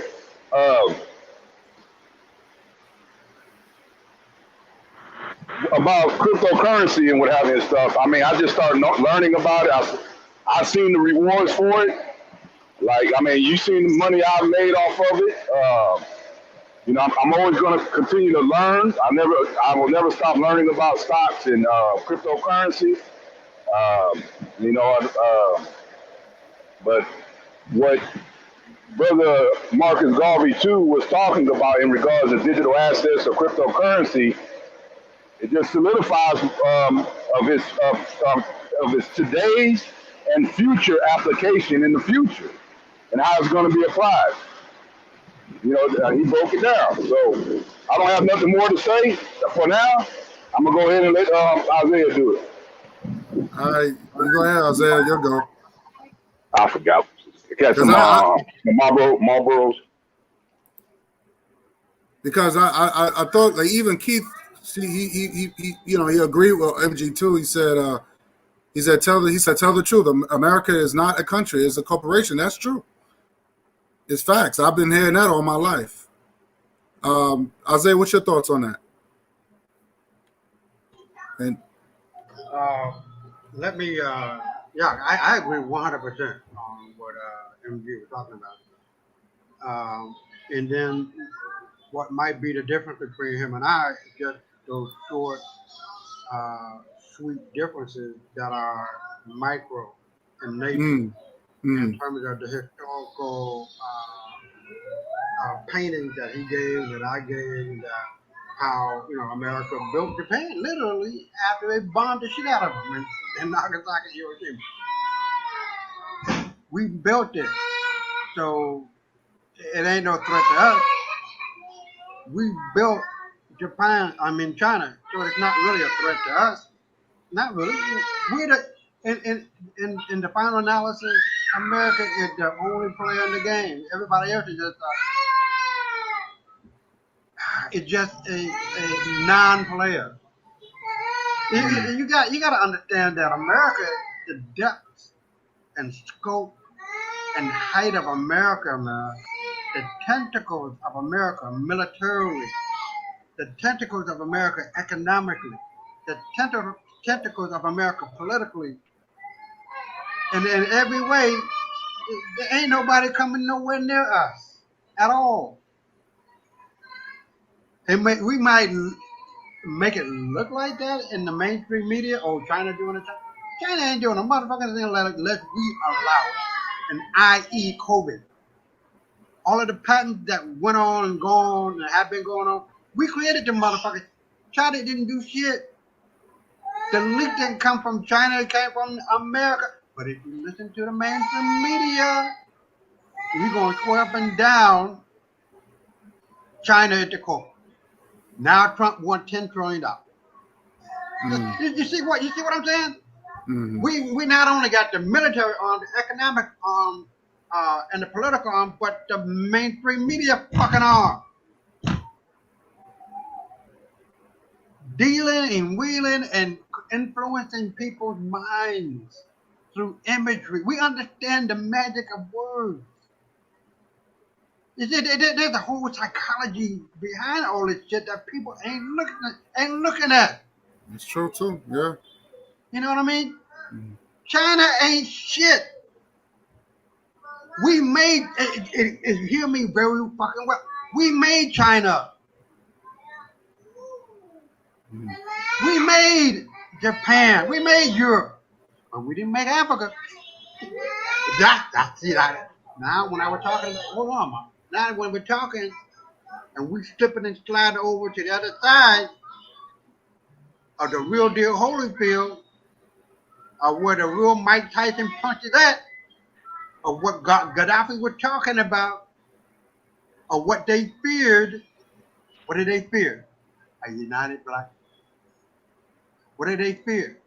That Gaddafi was going to back up all of the dinar with all of the incredible wealth within Africa, not only under the ground, but above. You know, if he had to live and that had to happen, like I said, you can kill the dreamer, but you can't kill the dream. It's happening now. Once Africa gets back on its feet, it ain't going to take no 100 years from now. 10 years. We're going to bankrupt the shit out of it. It's already bankrupt, but we're going to really put white. Isaiah, you going to go to Africa? No. Well, I mean, as far as I'm concerned, we're in Africa right now. Africa begins and ends at the four corners of the world, player. You know what I mean? But if look at the economic end of it. Economics and politics go hand in hand. Once you got money, let me rephrase that. Ida B. Wells said, let the African American or African or let black folk worldwide put money in your purse. But when you have money and plenty of it, parties and races will come to you. When you ain't got no motherfucking money, people spit on you. Literally and figuratively, they spit on you. And I'm How's this in regard to cryptocurrency? Cryptocurrency. Yeah, you're right. That's what I'm telling you. That's what I'm telling you. Cryptocurrency. I just explained that, but let me explain it again.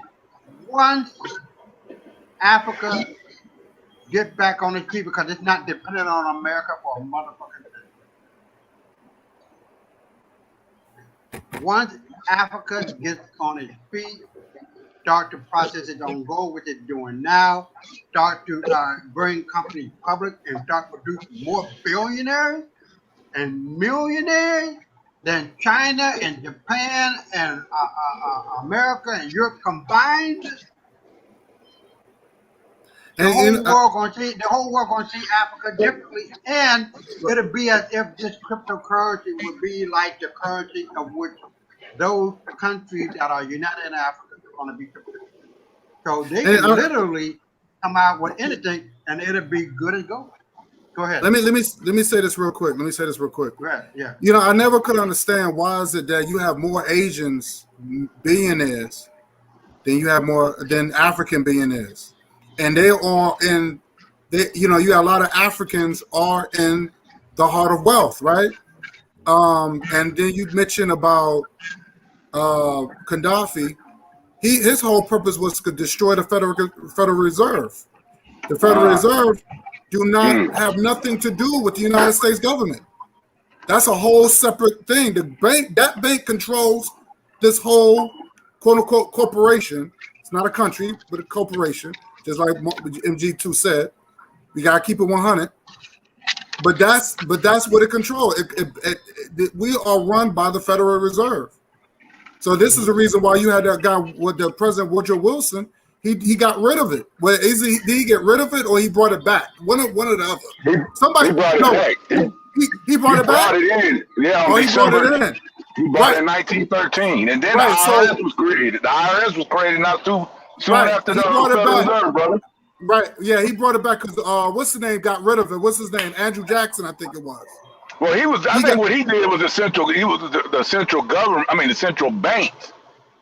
I mean, I know. I'm gonna be quiet because I know when I'm gonna be quiet. Yeah, I just want Marcus Garvey's gonna break it down. Let me say this. Yeah. Because I just want to throw that in there. Go ahead. I'm being quiet. I don't know. Let me say this. The history of America in terms of Lincoln and Kennedy, both of their deaths were quite similar. You know what I mean?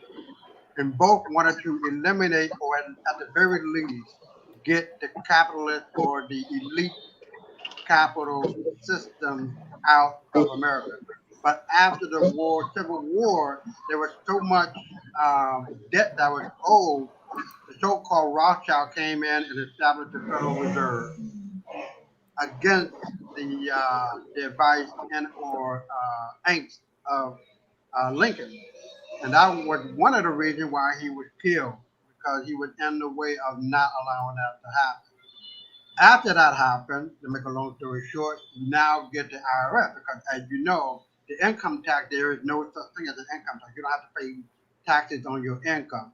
You only pay taxes on your alcohol, tobacco, and firearms, and whatever other means that the government runs off of quite well. With that being said, and the fact that now you have the globalists in terms of not only the Rockefeller and the Rothschild and so forth, that literally bought America. And there was a newspaper article about billionaires back in the 1920s and 30s buying America for like $53 billion, gave way to this new way of looking at our financial system that was being corrupted and was corrupted by the global powers that be. Now, a lot of people can say that due to the fact of what has been going on with Trump and the elimination of the Federal Reserve, which is now, from what I am seeing, is part of the U.S. government, and it's not a separate entity anymore, and that the income tax is, or the IRS is being eliminated, that the CIA doesn't have the strangling arm or punch that it used to have. Now we're under the National Guerrilla age. Now we're under the Republic of the United States of America and the constitutional government, right? But that's another issue. But my thing is that when you look at the history of America and how Kennedy was trying to get rid of the Federal Reserve, and that's one of the reasons why he was killed, if not the reason why he was killed. Get fast forwarded to the present day, a lot of people might think, "Oh, this is a conspiracy." Just the same as they're talking about the vaccine isn't a conspiracy. You know, all of these 10-4 aspects. I don't know if it's true or not, but JFK Jr. may very well be alive, and he's been planning this get the QAnon for quite a while. And now you see the usurpation, how you did, the usurping of the global elites, and the eradication of the banking cartel, and what Brother Market Garvey too was talking about. Not only the Federal Reserve, but the IMF and other arms of the global elite and or capitalists that are used or had used to bankrupt at will economies and making tens of billions, if not hundreds of billions of dollars from a crashing economy. So even if this last year we've seen an interruption of our economy. Hell, AMC went from $2 to $50. Her rental car went from $1, from what I saw, to $8 now. So you can see where the plane of the economies are coming hand in hand, and these are weapons that the Rothschild family, the Rockefeller family, or whoever else have been using to manipulate the economy around the world. Not only around the world, but right here. And so you cannot dismiss the power, and I referred to this before or talked about it. It is just mind-boggling as to the power that America has: economic, political, militarily, corporate, religion, and mental. You know what I mean? We understand the mind and what people can see and the images that they process subconsciously and consciously. And that subconscious thing is a motherfucker, man. You are absorbing things that you are seeing and hearing that you don't even normally hear because your range of hearing is only certain like to this to this degree, right? Can you see me? Yeah, to this yeah to this degree. Beyond here you can't hear it. Beyond here you can't hear it. Your vision is only to a certain degree. You know what I mean? So who knows what our government as far as HARP goes? You know what HARP is, and as far as the other thing goes, there's a thing called where they can make things look to be real but not real. I forget the name of it. Brother Garvey probably know what it is. Where they can make it look like Jesus is coming down from the heavens, and it's just a video. It's not as simple as a video, but I forget the name of it. Hologram. Yeah, Hologram, yeah, yeah. hologram. Yeah, something like that. But it's another name that they got. But this shit is deep, man. I seen where in a gymnasium full of kids, and they're gonna have a well being out of the water coming from the floor, and it looks real. And people, and you can see the water splash. And this shit looks real. But it's somewhat of a hologram. You know what I mean? But the technology that we have that's not even out, it's mind-boggling. So to get back to what Carter was talking about with the crypto, no, the game changer is going to be Africa. I'm not going to say it again. The game changer is going to be Africa because now it is manufacturing its own shoes, its own everything, the same way that Japan did, the same way that China did. And we're going to see more and more and more billionaires coming out of Africa than ever before because Africa has everything in it. And Brother Garvey, we're talking about chocolate. Once we wipe out and begin to process chocolate ourselves, do you understand what that means to Switzerland and to the chocolate factory and the chocolate game? Do you know what the fuck that means? That means jobs, nigga. That means wealth coming into the pockets of niggas. Yeah. And you know what? I'm just be honest on 100. I wouldn't give a fuck what white folks talk to me and call me nigga, jiggaboo, jungle bunny. If I can fuck up your economy and get your motherfucking ass sitting on the sideline in the welfare line, nigga, I wouldn't give a fuck what the fuck you call it. So You ain't gonna be doing that. You ain't gonna be doing that in Liberal with your shirt off.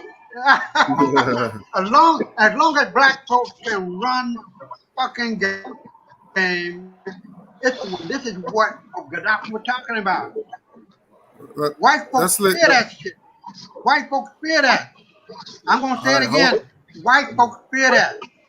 Because they know once you put them into the poorhouse, economically speaking, the political game comes easy.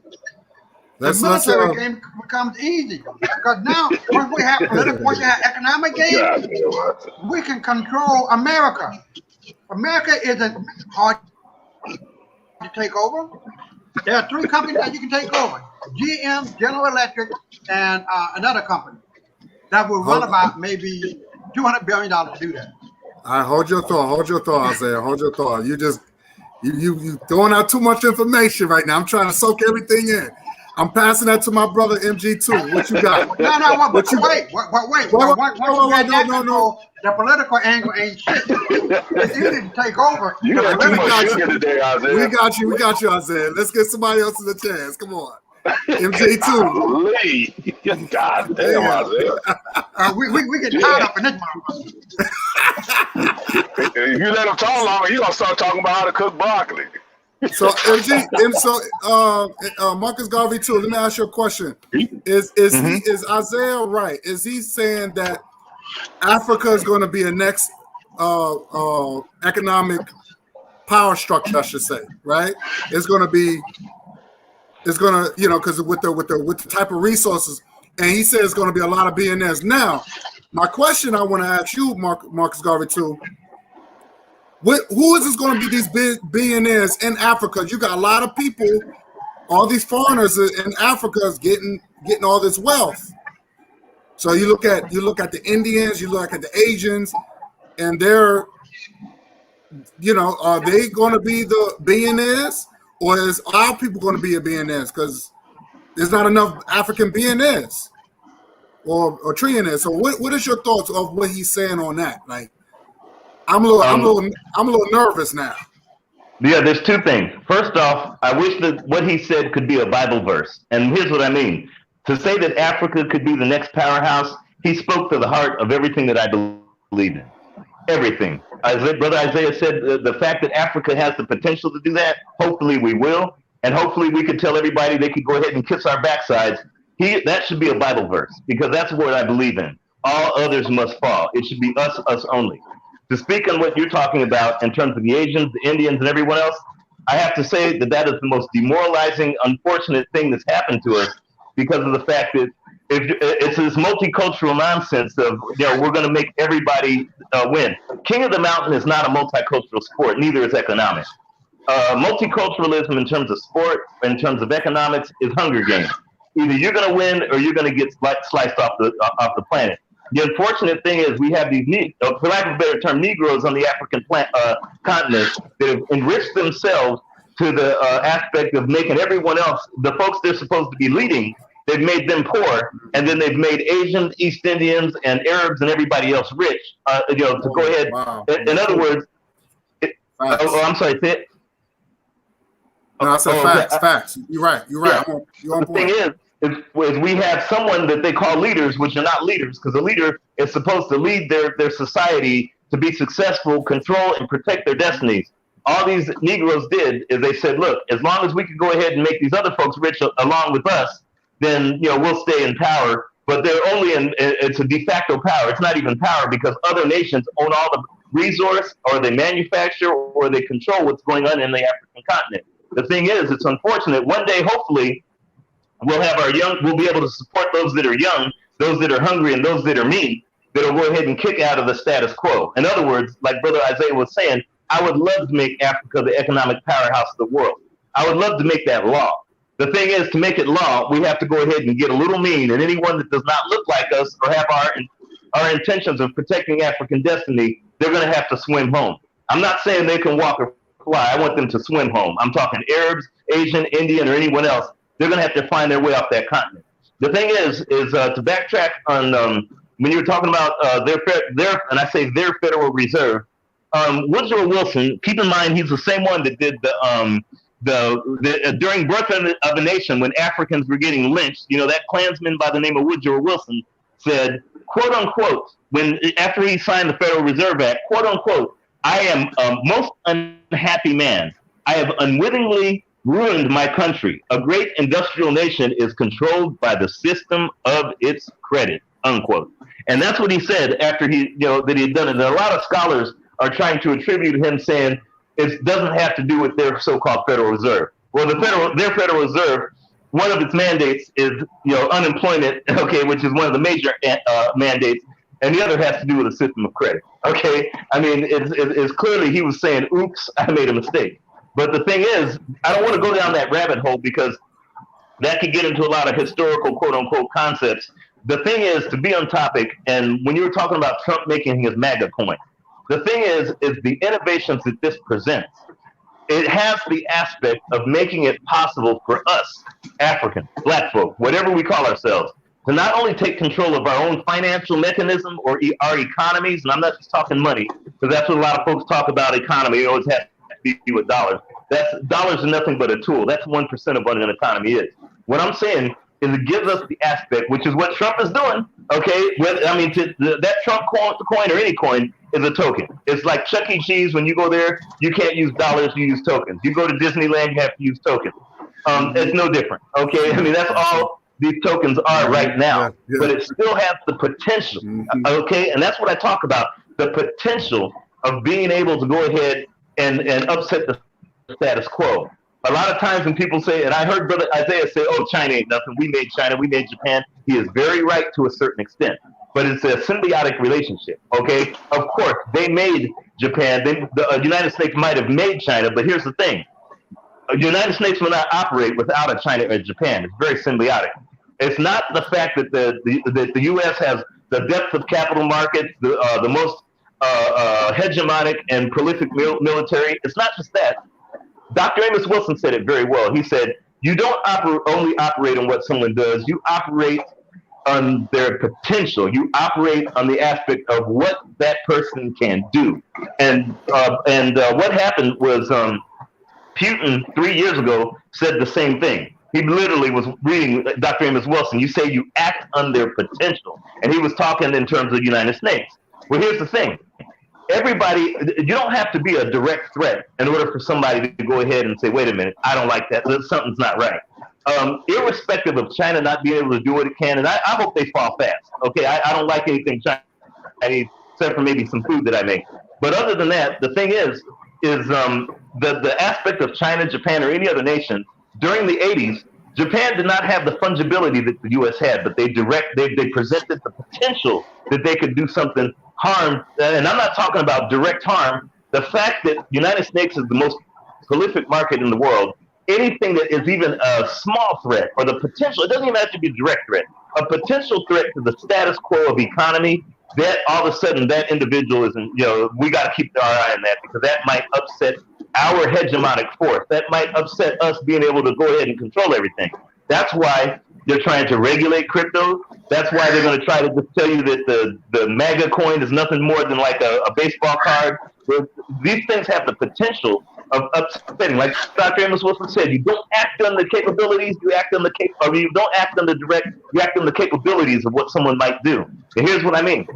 The fact that China and these other nations right now are clearly, of course, they're outmatched in terms of military, in terms of capital structure or whatever, but the potential or the capabilities that they may have is why you have ships now in the South China Sea over there causing all kinds of dirt to make sure they cause disruption. That's why you have the Uyghurs and up in northwestern China, Turkmenistan, Uzbekistan, Tajikistan, and all the turmoil that the so-called West is trying to cause over there, because of the capabilities that this country might be able to do something in a Thucydides trap way of upsetting the current market structure. That's why you have Afghanistan, the graveyard of the empires. They had to pull out of there because, keep in mind, they're the ones who destroyed everything from the Greeks, the Brits, the Russians, and now U.S. The thing is the potential or the capabilities of the current market structure being upset is what they're afraid of. And anyone, and I'm not talking about just media. A lot of folks who attribute it to, that's what the media is telling you. I'm giving you history. I'm giving you the record. Because beauty, facts, and history are in the eye of the beholder, but the record never changes. Here's the record of the asset, and this is something that directly affected us on a micro scale back in 1921, Black Wall Street. It had a capability. It wasn't even a direct threat to the Wall Street, New York, but it had the capability of upsetting market structure, even in a small town of Tulsa. And May 31st, 1921, they said, wait a minute, this has the capabilities of making sure that they're independent. Let's burn it down. Okay, that is no different whether it's the Strait of Hormuz. I'm sorry? Oh, okay. Basically, whether it's the Strait of Hormuz or the top. I was saying, you on point, boy. You my niggas, you don't get no big. Yeah, the thing is I want to let folks know that it's like China's, when they say it's a direct threat, that's what the media tries to tell you. What the real threat is, anyone that's capable of doing something outside of the status quo, whether it's the music industry, that's why they had to go ahead and usurp that. That's my main field. Whether it's psychology, that's the first thing I teach when I teach investors and traders. Psychology is the foundation of everything I teach. Whether it's agriculture, here's a good case in point. 1952, Arbenz, back in Guatemala. Anybody that knows what happened with United Fruit in Guatemala and why Chiquita and Dole and all these other companies now are where you get all your fruit, it had to do with the fact that those nations had the capability of doing things on their own. And the first thing they do is they have coups, and that's what happened after the 50s, especially when you're talking about Arbenz, when you're talking, the pre-Pinochet and things like that. Other nations were saying, wait a minute, I can do this now. And they were like, keep in mind, these nations do not have nukes. Okay, United States has all the nukes in the world, but they have the capability of operating outside of someone else's hegemonic structure, or what I call economic colonism. You know who's presently on the list? North Korea. North Korea is one of the only last countries that is not economically colonized. Why do they want North Korea? Well, a lot of folks don't realize this thing called rare earth metals. You know, the same thing that's off the coast of Haiti, the same thing that's in Afghanistan and Chile. You know, you've got lithium, you've got rare earth metals and things. The fact that southern nations have that presents the fact that they have the capability of actually working outside their own structure. Keep in mind, China's got most of the rare earth metals right now that are available, but other nations now have been in line. They're now all of a sudden saying, wait a minute, I have the capability of having this. Haiti's got iridium off the coast. You've got other nations that are saying, wait a minute, I might be able to do this. That right there is the biggest threat that any media could ever tell you. Their media is nothing more than a bullhorn of whatever they want to tell you, what advertisers tell you. But the real capabilities is what you should follow. The nations that can possibly do something that they don't have to depend on a mafioso. And that's the thing that the Magacoin or any coin that's why when you started seeing the crypto or the digital asset environment start to explode, you saw more government involvement or the fact because once it started becoming mainstream, as they call it, all of a sudden they start talking about regulating. All of a sudden they start talking about, well, do we think that this is going to be, there's more and more because of the threat of the capability that this might upset banking, payment, credit, and all other facets of financial mechanisms that are going on. So a lot of times when people say, well, China ain't nothing, Japan ain't nothing, and I understand that. I'm not saying they are or aren't. I understand exactly where that sentiment is. I'm just saying one of the things that I will never say is that person is nothing if they're capable of doing something. China might not be a goddamn thing, but if they're capable, like Dr. Amos Wilson said, I'm going to keep my eye on them. They're capable of taking African resource and creating a lot of Chinese billionaires. I'm keeping my eye on them. If they say East India ain't nothing, every time you call something on an IT and you need something fixed, you're calling somebody from India. They have the capability of upsetting what we do as black folks. So I have to keep my eye on them. Whether I believe that there's something or not, look at what happened in the 80s with Japan. If Japan wasn't in such a threat, and anybody that remembers the 80s remembers even the movies they had coming out talking about how Japan is bad and this and that. No different than they're doing in China right now. I remember the 70s when they were like, oh, Japan's making these jokes, these transistor radios are jokes. But then once they became online and had the capability of upsetting market structure, or competing against the U.S., all of a sudden I keep my eye on that and I say, that person might not be all that, no matter what media says, but they have the capability of taking money out of African people's mouths. They have the ability of making sure we can't protect our soils or even protect our home, whether we're in Chicago or whether we're in Tanzania. I have to keep my eye on that East Indian, that Arab, that Asian, or whoever it is, because they have the capabilities of destroying what we have right there, or at least we can't compete in the level we should. That right there is why I think this Trump coin or anything else, like I say, the more and more they start downplaying something or telling you that these folks are clowns or they're kooks or whatever, the more and more, and I'm not just saying media, I'm also talking regulators. The more and more they tell you that something is a joke or something's ineffective, the more and more you should keep an eye on that person, because that is a direct threat to something that they're doing, and the first thing they'll do is either downplay it, regulate it, or try to get rid of it. That means that that's something that you might be able to use as a tool, which is what cryptocurrencies are, or any currency. That's something that you might be able to use outside of the current mechanism, because sooner or later, when that thing becomes so important, then all of a sudden that thing becomes legal. Don't ask me. Look at what they're just doing to marijuana right now. On that note, brothers, I'm going to have to go because the Asian markets are open, and I like to trade Asian markets, and the futures markets are open, so I gotta look at my futures charts. On that, it's been a pleasure, man, just listening to you guys. Brother Guy, it's always wonderful, just hearing from you. Anyways, on that note, guys, Hotep. Hotep. All right. Hotep, my brother. Thanks for coming through, man. Y'all, I'm about to close out myself. Brothers, your last statements, your last comments. I'm gonna go with let me go with Isaiah first, and I'm gonna go with Cutter. I'm gonna just close out with Cutter. Go ahead, Isaiah. What you gotta say?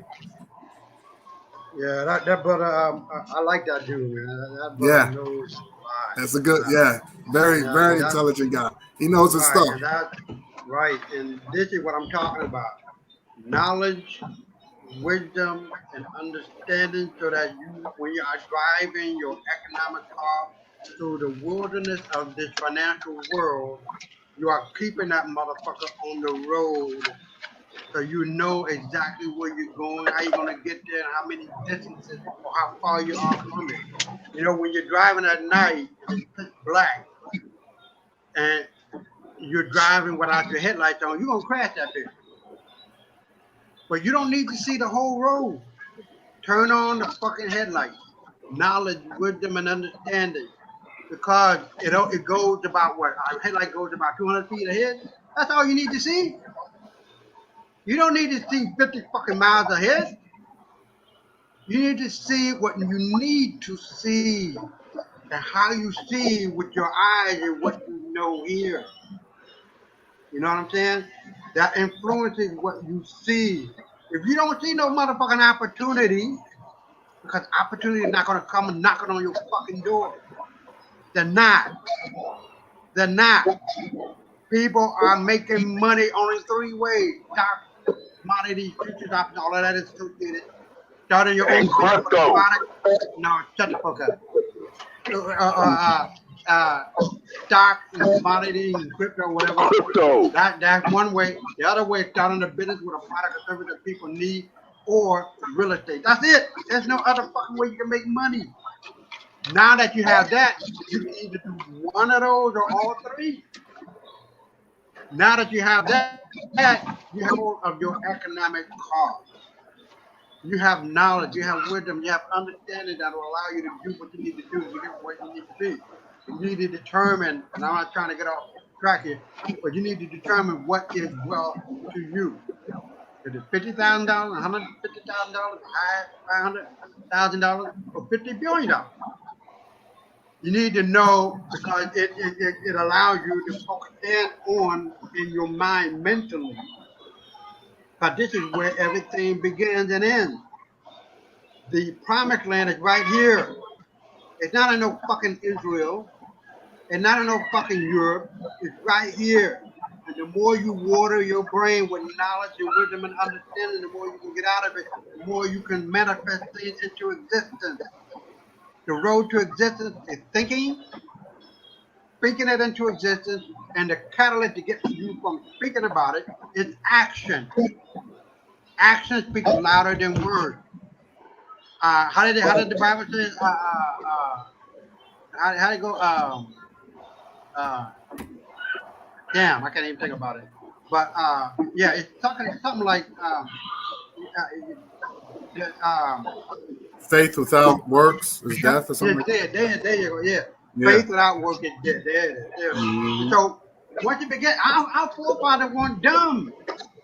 And this is where you got to understand that when you know history, Mhm. you can move, because you are now anchored into the soil of wisdom and knowledge. You don't have to repeat and recreate the fucking wheel. Mhm. Learn from the past.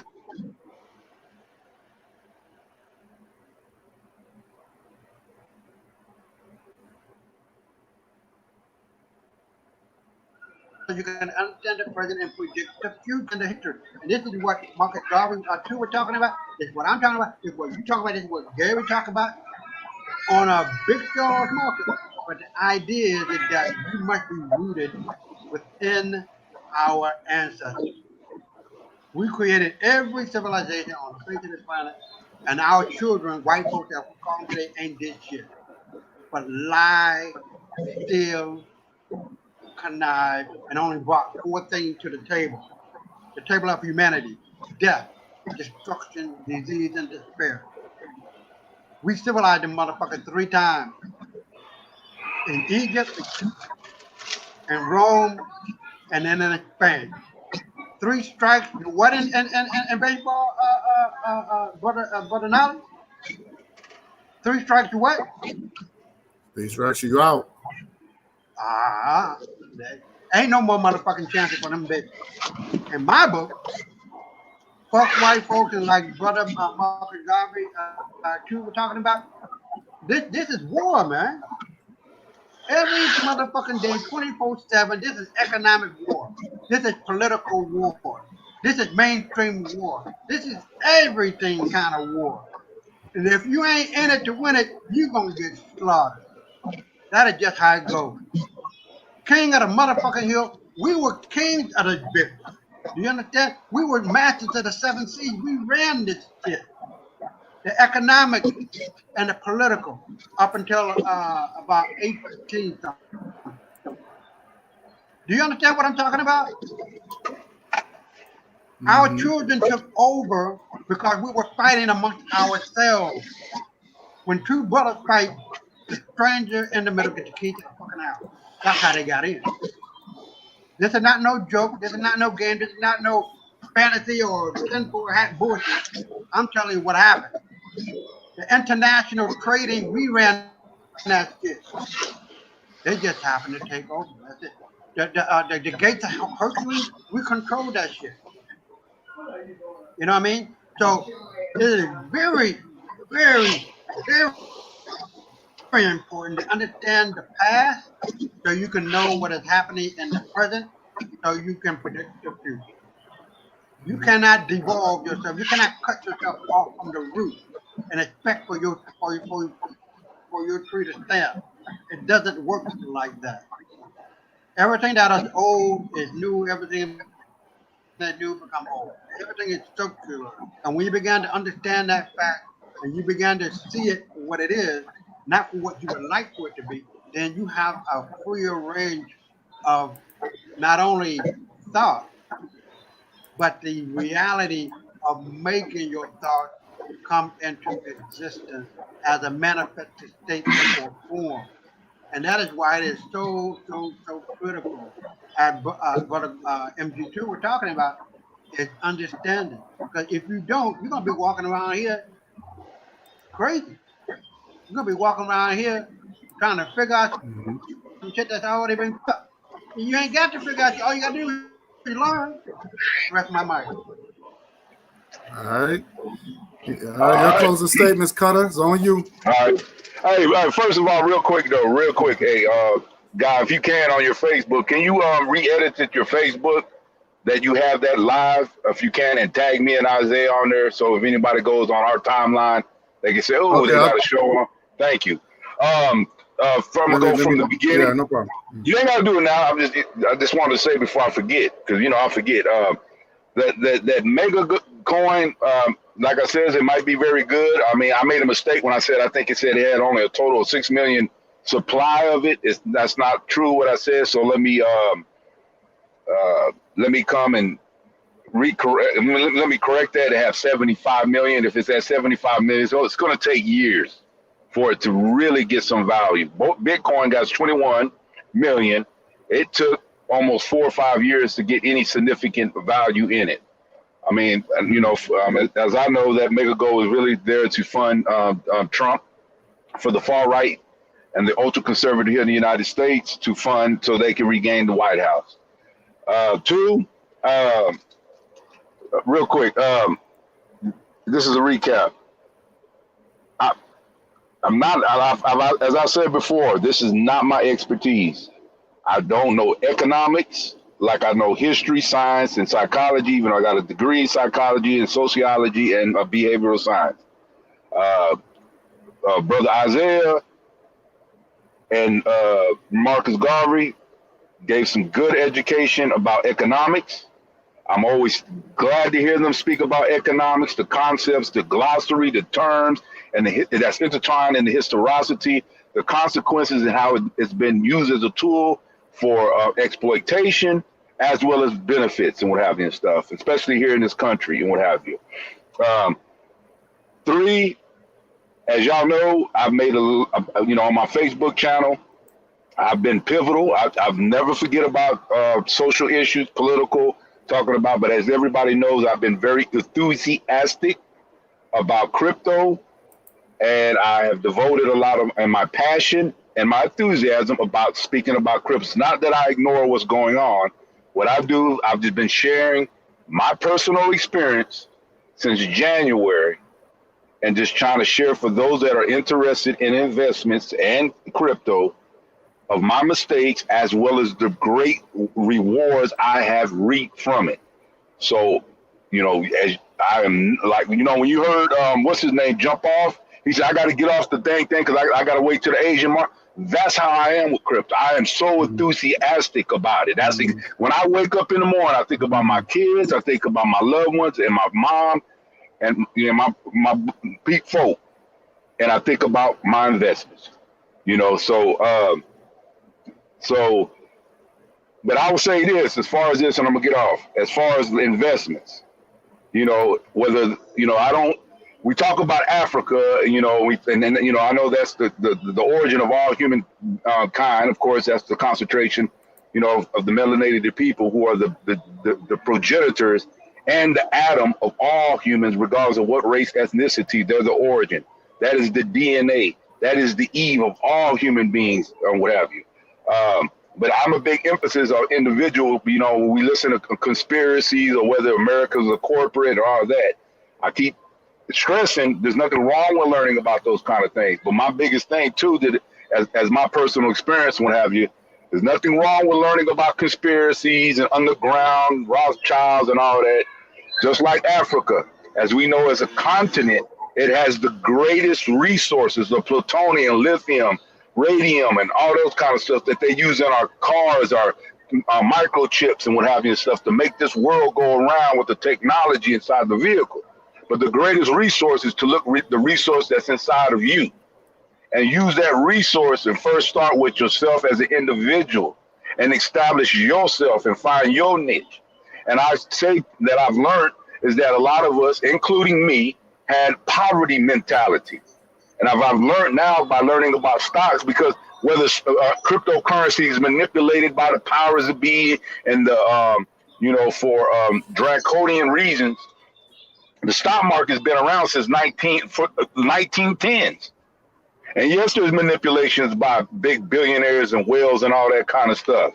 But one thing with inside the black community is one thing we don't know. We lack economic and finance and wealth of knowledge. So we have to develop a wealth, not the love and lust of money, but we live in a reality that wealth can help get our time back.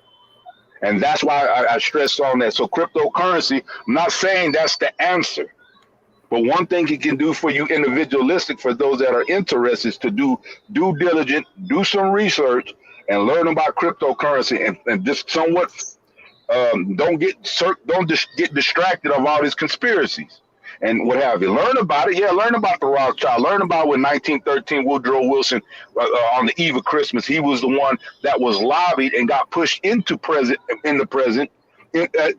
a United States president to usher in economic stabilizer, which we call the Federal Reserve. And then not too soon after that, they imposed implemented the IRS. So cryptocurrency investments and whatever stuff, for those learn about it, for those that are interested, and don't get distracted. Conspiracy, always have your suspicions. There's pros and cons. Learn about it. Just like everything, like Brother Isaiah said, knowledge. And the best way, I've said that on God and Hollywood, like with the NGEs, the Nation of God's the Earth, with the 5 percenters. Peace, the acronym, proper education always corrects error. And it's boring, it's challenging, it's going to be complex. So I'm not just talking about crypto, talking about the stocks. Just learn about it, and you'll be amazed. That's the reason why I'm so preoccupied by talking about it. How I've made my equity has grown to $78,000 since January. So I say to myself, damn, what if I would have done this 4 years ago? And not only, and I can probably, when I generate this wealth, maybe I can allocate and delegate that to organizations and groups and communities. I know sometimes money is not measured by your input of is not equated by wealth, because sometimes using your hard labor or giving knowledge, those things are not valued by monetary or cryptocurrency. There's other people got different roles that they could do. I'm not saying that cryptocurrency and invest. My thing is cryptocurrency. I mean, God Nalaro, Brother Bakari may not even give a damn about crypto. Their thing is to help propagate, energize, motivate, call out the bullshit, and highlight, black businesses and history to reinstill and cultivate pride and culture, and to repel the powers that be that continue to suppress and try to continue to undermine it systematically, and everybody got their role. God Nollywood, thank you very much for coming on and inviting me to your platform. It's more than a pleasure. Anytime you ask, and if I have time, you might as well say it's yes. Brother, thank you. Isaiah, like always, I know me and you always go, but you're my brother. We talk shit. I mean, like I always tell everybody, we're a prime example of people, of two people who totally disagree about almost everything. But at the end of the day, no animosity, no vendetta. I'm not vindictive. Nothing but love. And we shrug it off our shoulders and what have you and stuff. And we collide and we embrace as brothers. You're my spiritual brother. And nothing but love and peace, my beloved. Thank y'all very much. Peace. Hey, wait, hold on before you go. All right, How do you get in all contact right. with that Marcus Garvey? How do you get in contact with that dude? You guys know him personally? Or what? This is his right here. This is person kid 21. That's him right here. I guess you could. This is his Is that him? person kid That's not 21. him. Yeah, that's him. Yeah, that's him. That's him. I didn't know it was him either until he said, "Yeah, that's MG2." Or you could just put. I believe he got 2 channels. I'm not sure. You could put MG2 or you could put person kid 21. Doesn't matter. Oh, on YouTube. Wait, Marcus Garvey's Personal 20. I've heard. Hey, thank you, Personnel 21. They're the same person? Yeah, that's him. Yeah. Oh, I thought those are 2 different people. Yeah, I thought it was 2 different people too until he, Oh, Yeah. God. Yeah, that dude got one of the most concise, more fluid. I mean, God, his knowledge is so impeccable, his wisdom. I haven't heard nobody talk like that in a long time. Stop kissing up. Shut up! You don't get away out kiss nobody's ass. But when I see somebody like that, I mean, a guy got his quality. But I'm just talking about his fluid. He's so fluid, and his transition, and you can tell he's not. He knows what the fuck he's talking about. It's educated, not to take away from Bakari. Okay, that's his channel right here. Marcus Garvey 2 channel. That dude, Write that down. Is he on Facebook or what? Yeah, he's on YouTube. I don't know about Facebook. Facebook. I don't know about Facebook. I know he's on YouTube. Well, But that's his YouTube. That's his YouTube. Yeah. That's his YouTube channel right there. Marcus Garvey 2 channel. That's a cold brother, man. Yeah, he got deep. Marcus Garvey 2 he's not is deep. deep. He has good oratory skills, He's man. deep though. He knows his shit. No, he knows his stuff. Yes, he does, there, guy, man. Yes, he does, man. That's one of the most fluid, knowledgeable guys I've heard speak on YouTube in a long time. I envy that, man. He makes me want to better my goddamn verbal skills. I rant and ramble it and sound like Isaiah.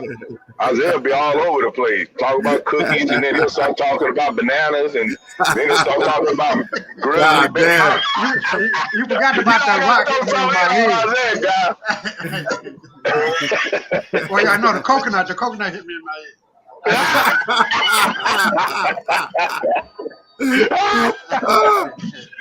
Not the banana. The banana. Oh, All right, guys, let me get out of here. But I just want to say thank y'all so much for. I want y'all, anybody. No doubt, man. This was a great one.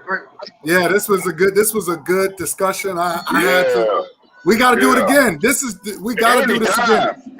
We got to do it again. Marcus Garvey too. You're welcome. Now you my brother. Come on, yeah, we're gonna do this again. Shout out to Marcus Garvey too, man. Subscribe to that brother. Y'all subscribe to that brother, man.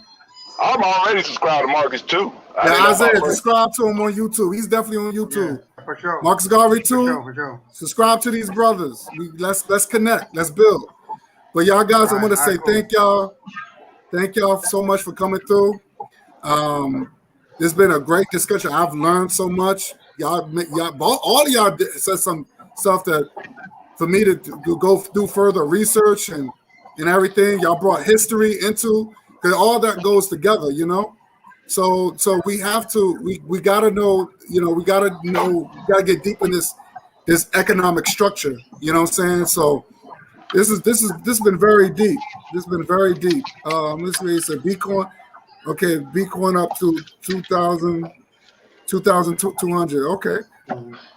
So yeah, let's keep this going, man. So brothers, thank y'all so much. Until next time, let's build. Let's build. Indeed. Hotel, brother. Hotel. Stay up and stay black. You too. I subscribe. Okay, he said I subscribe from both of y'all channels. Okay, cool. He got y'all. All right, peace, y'all. Later. All right, peace.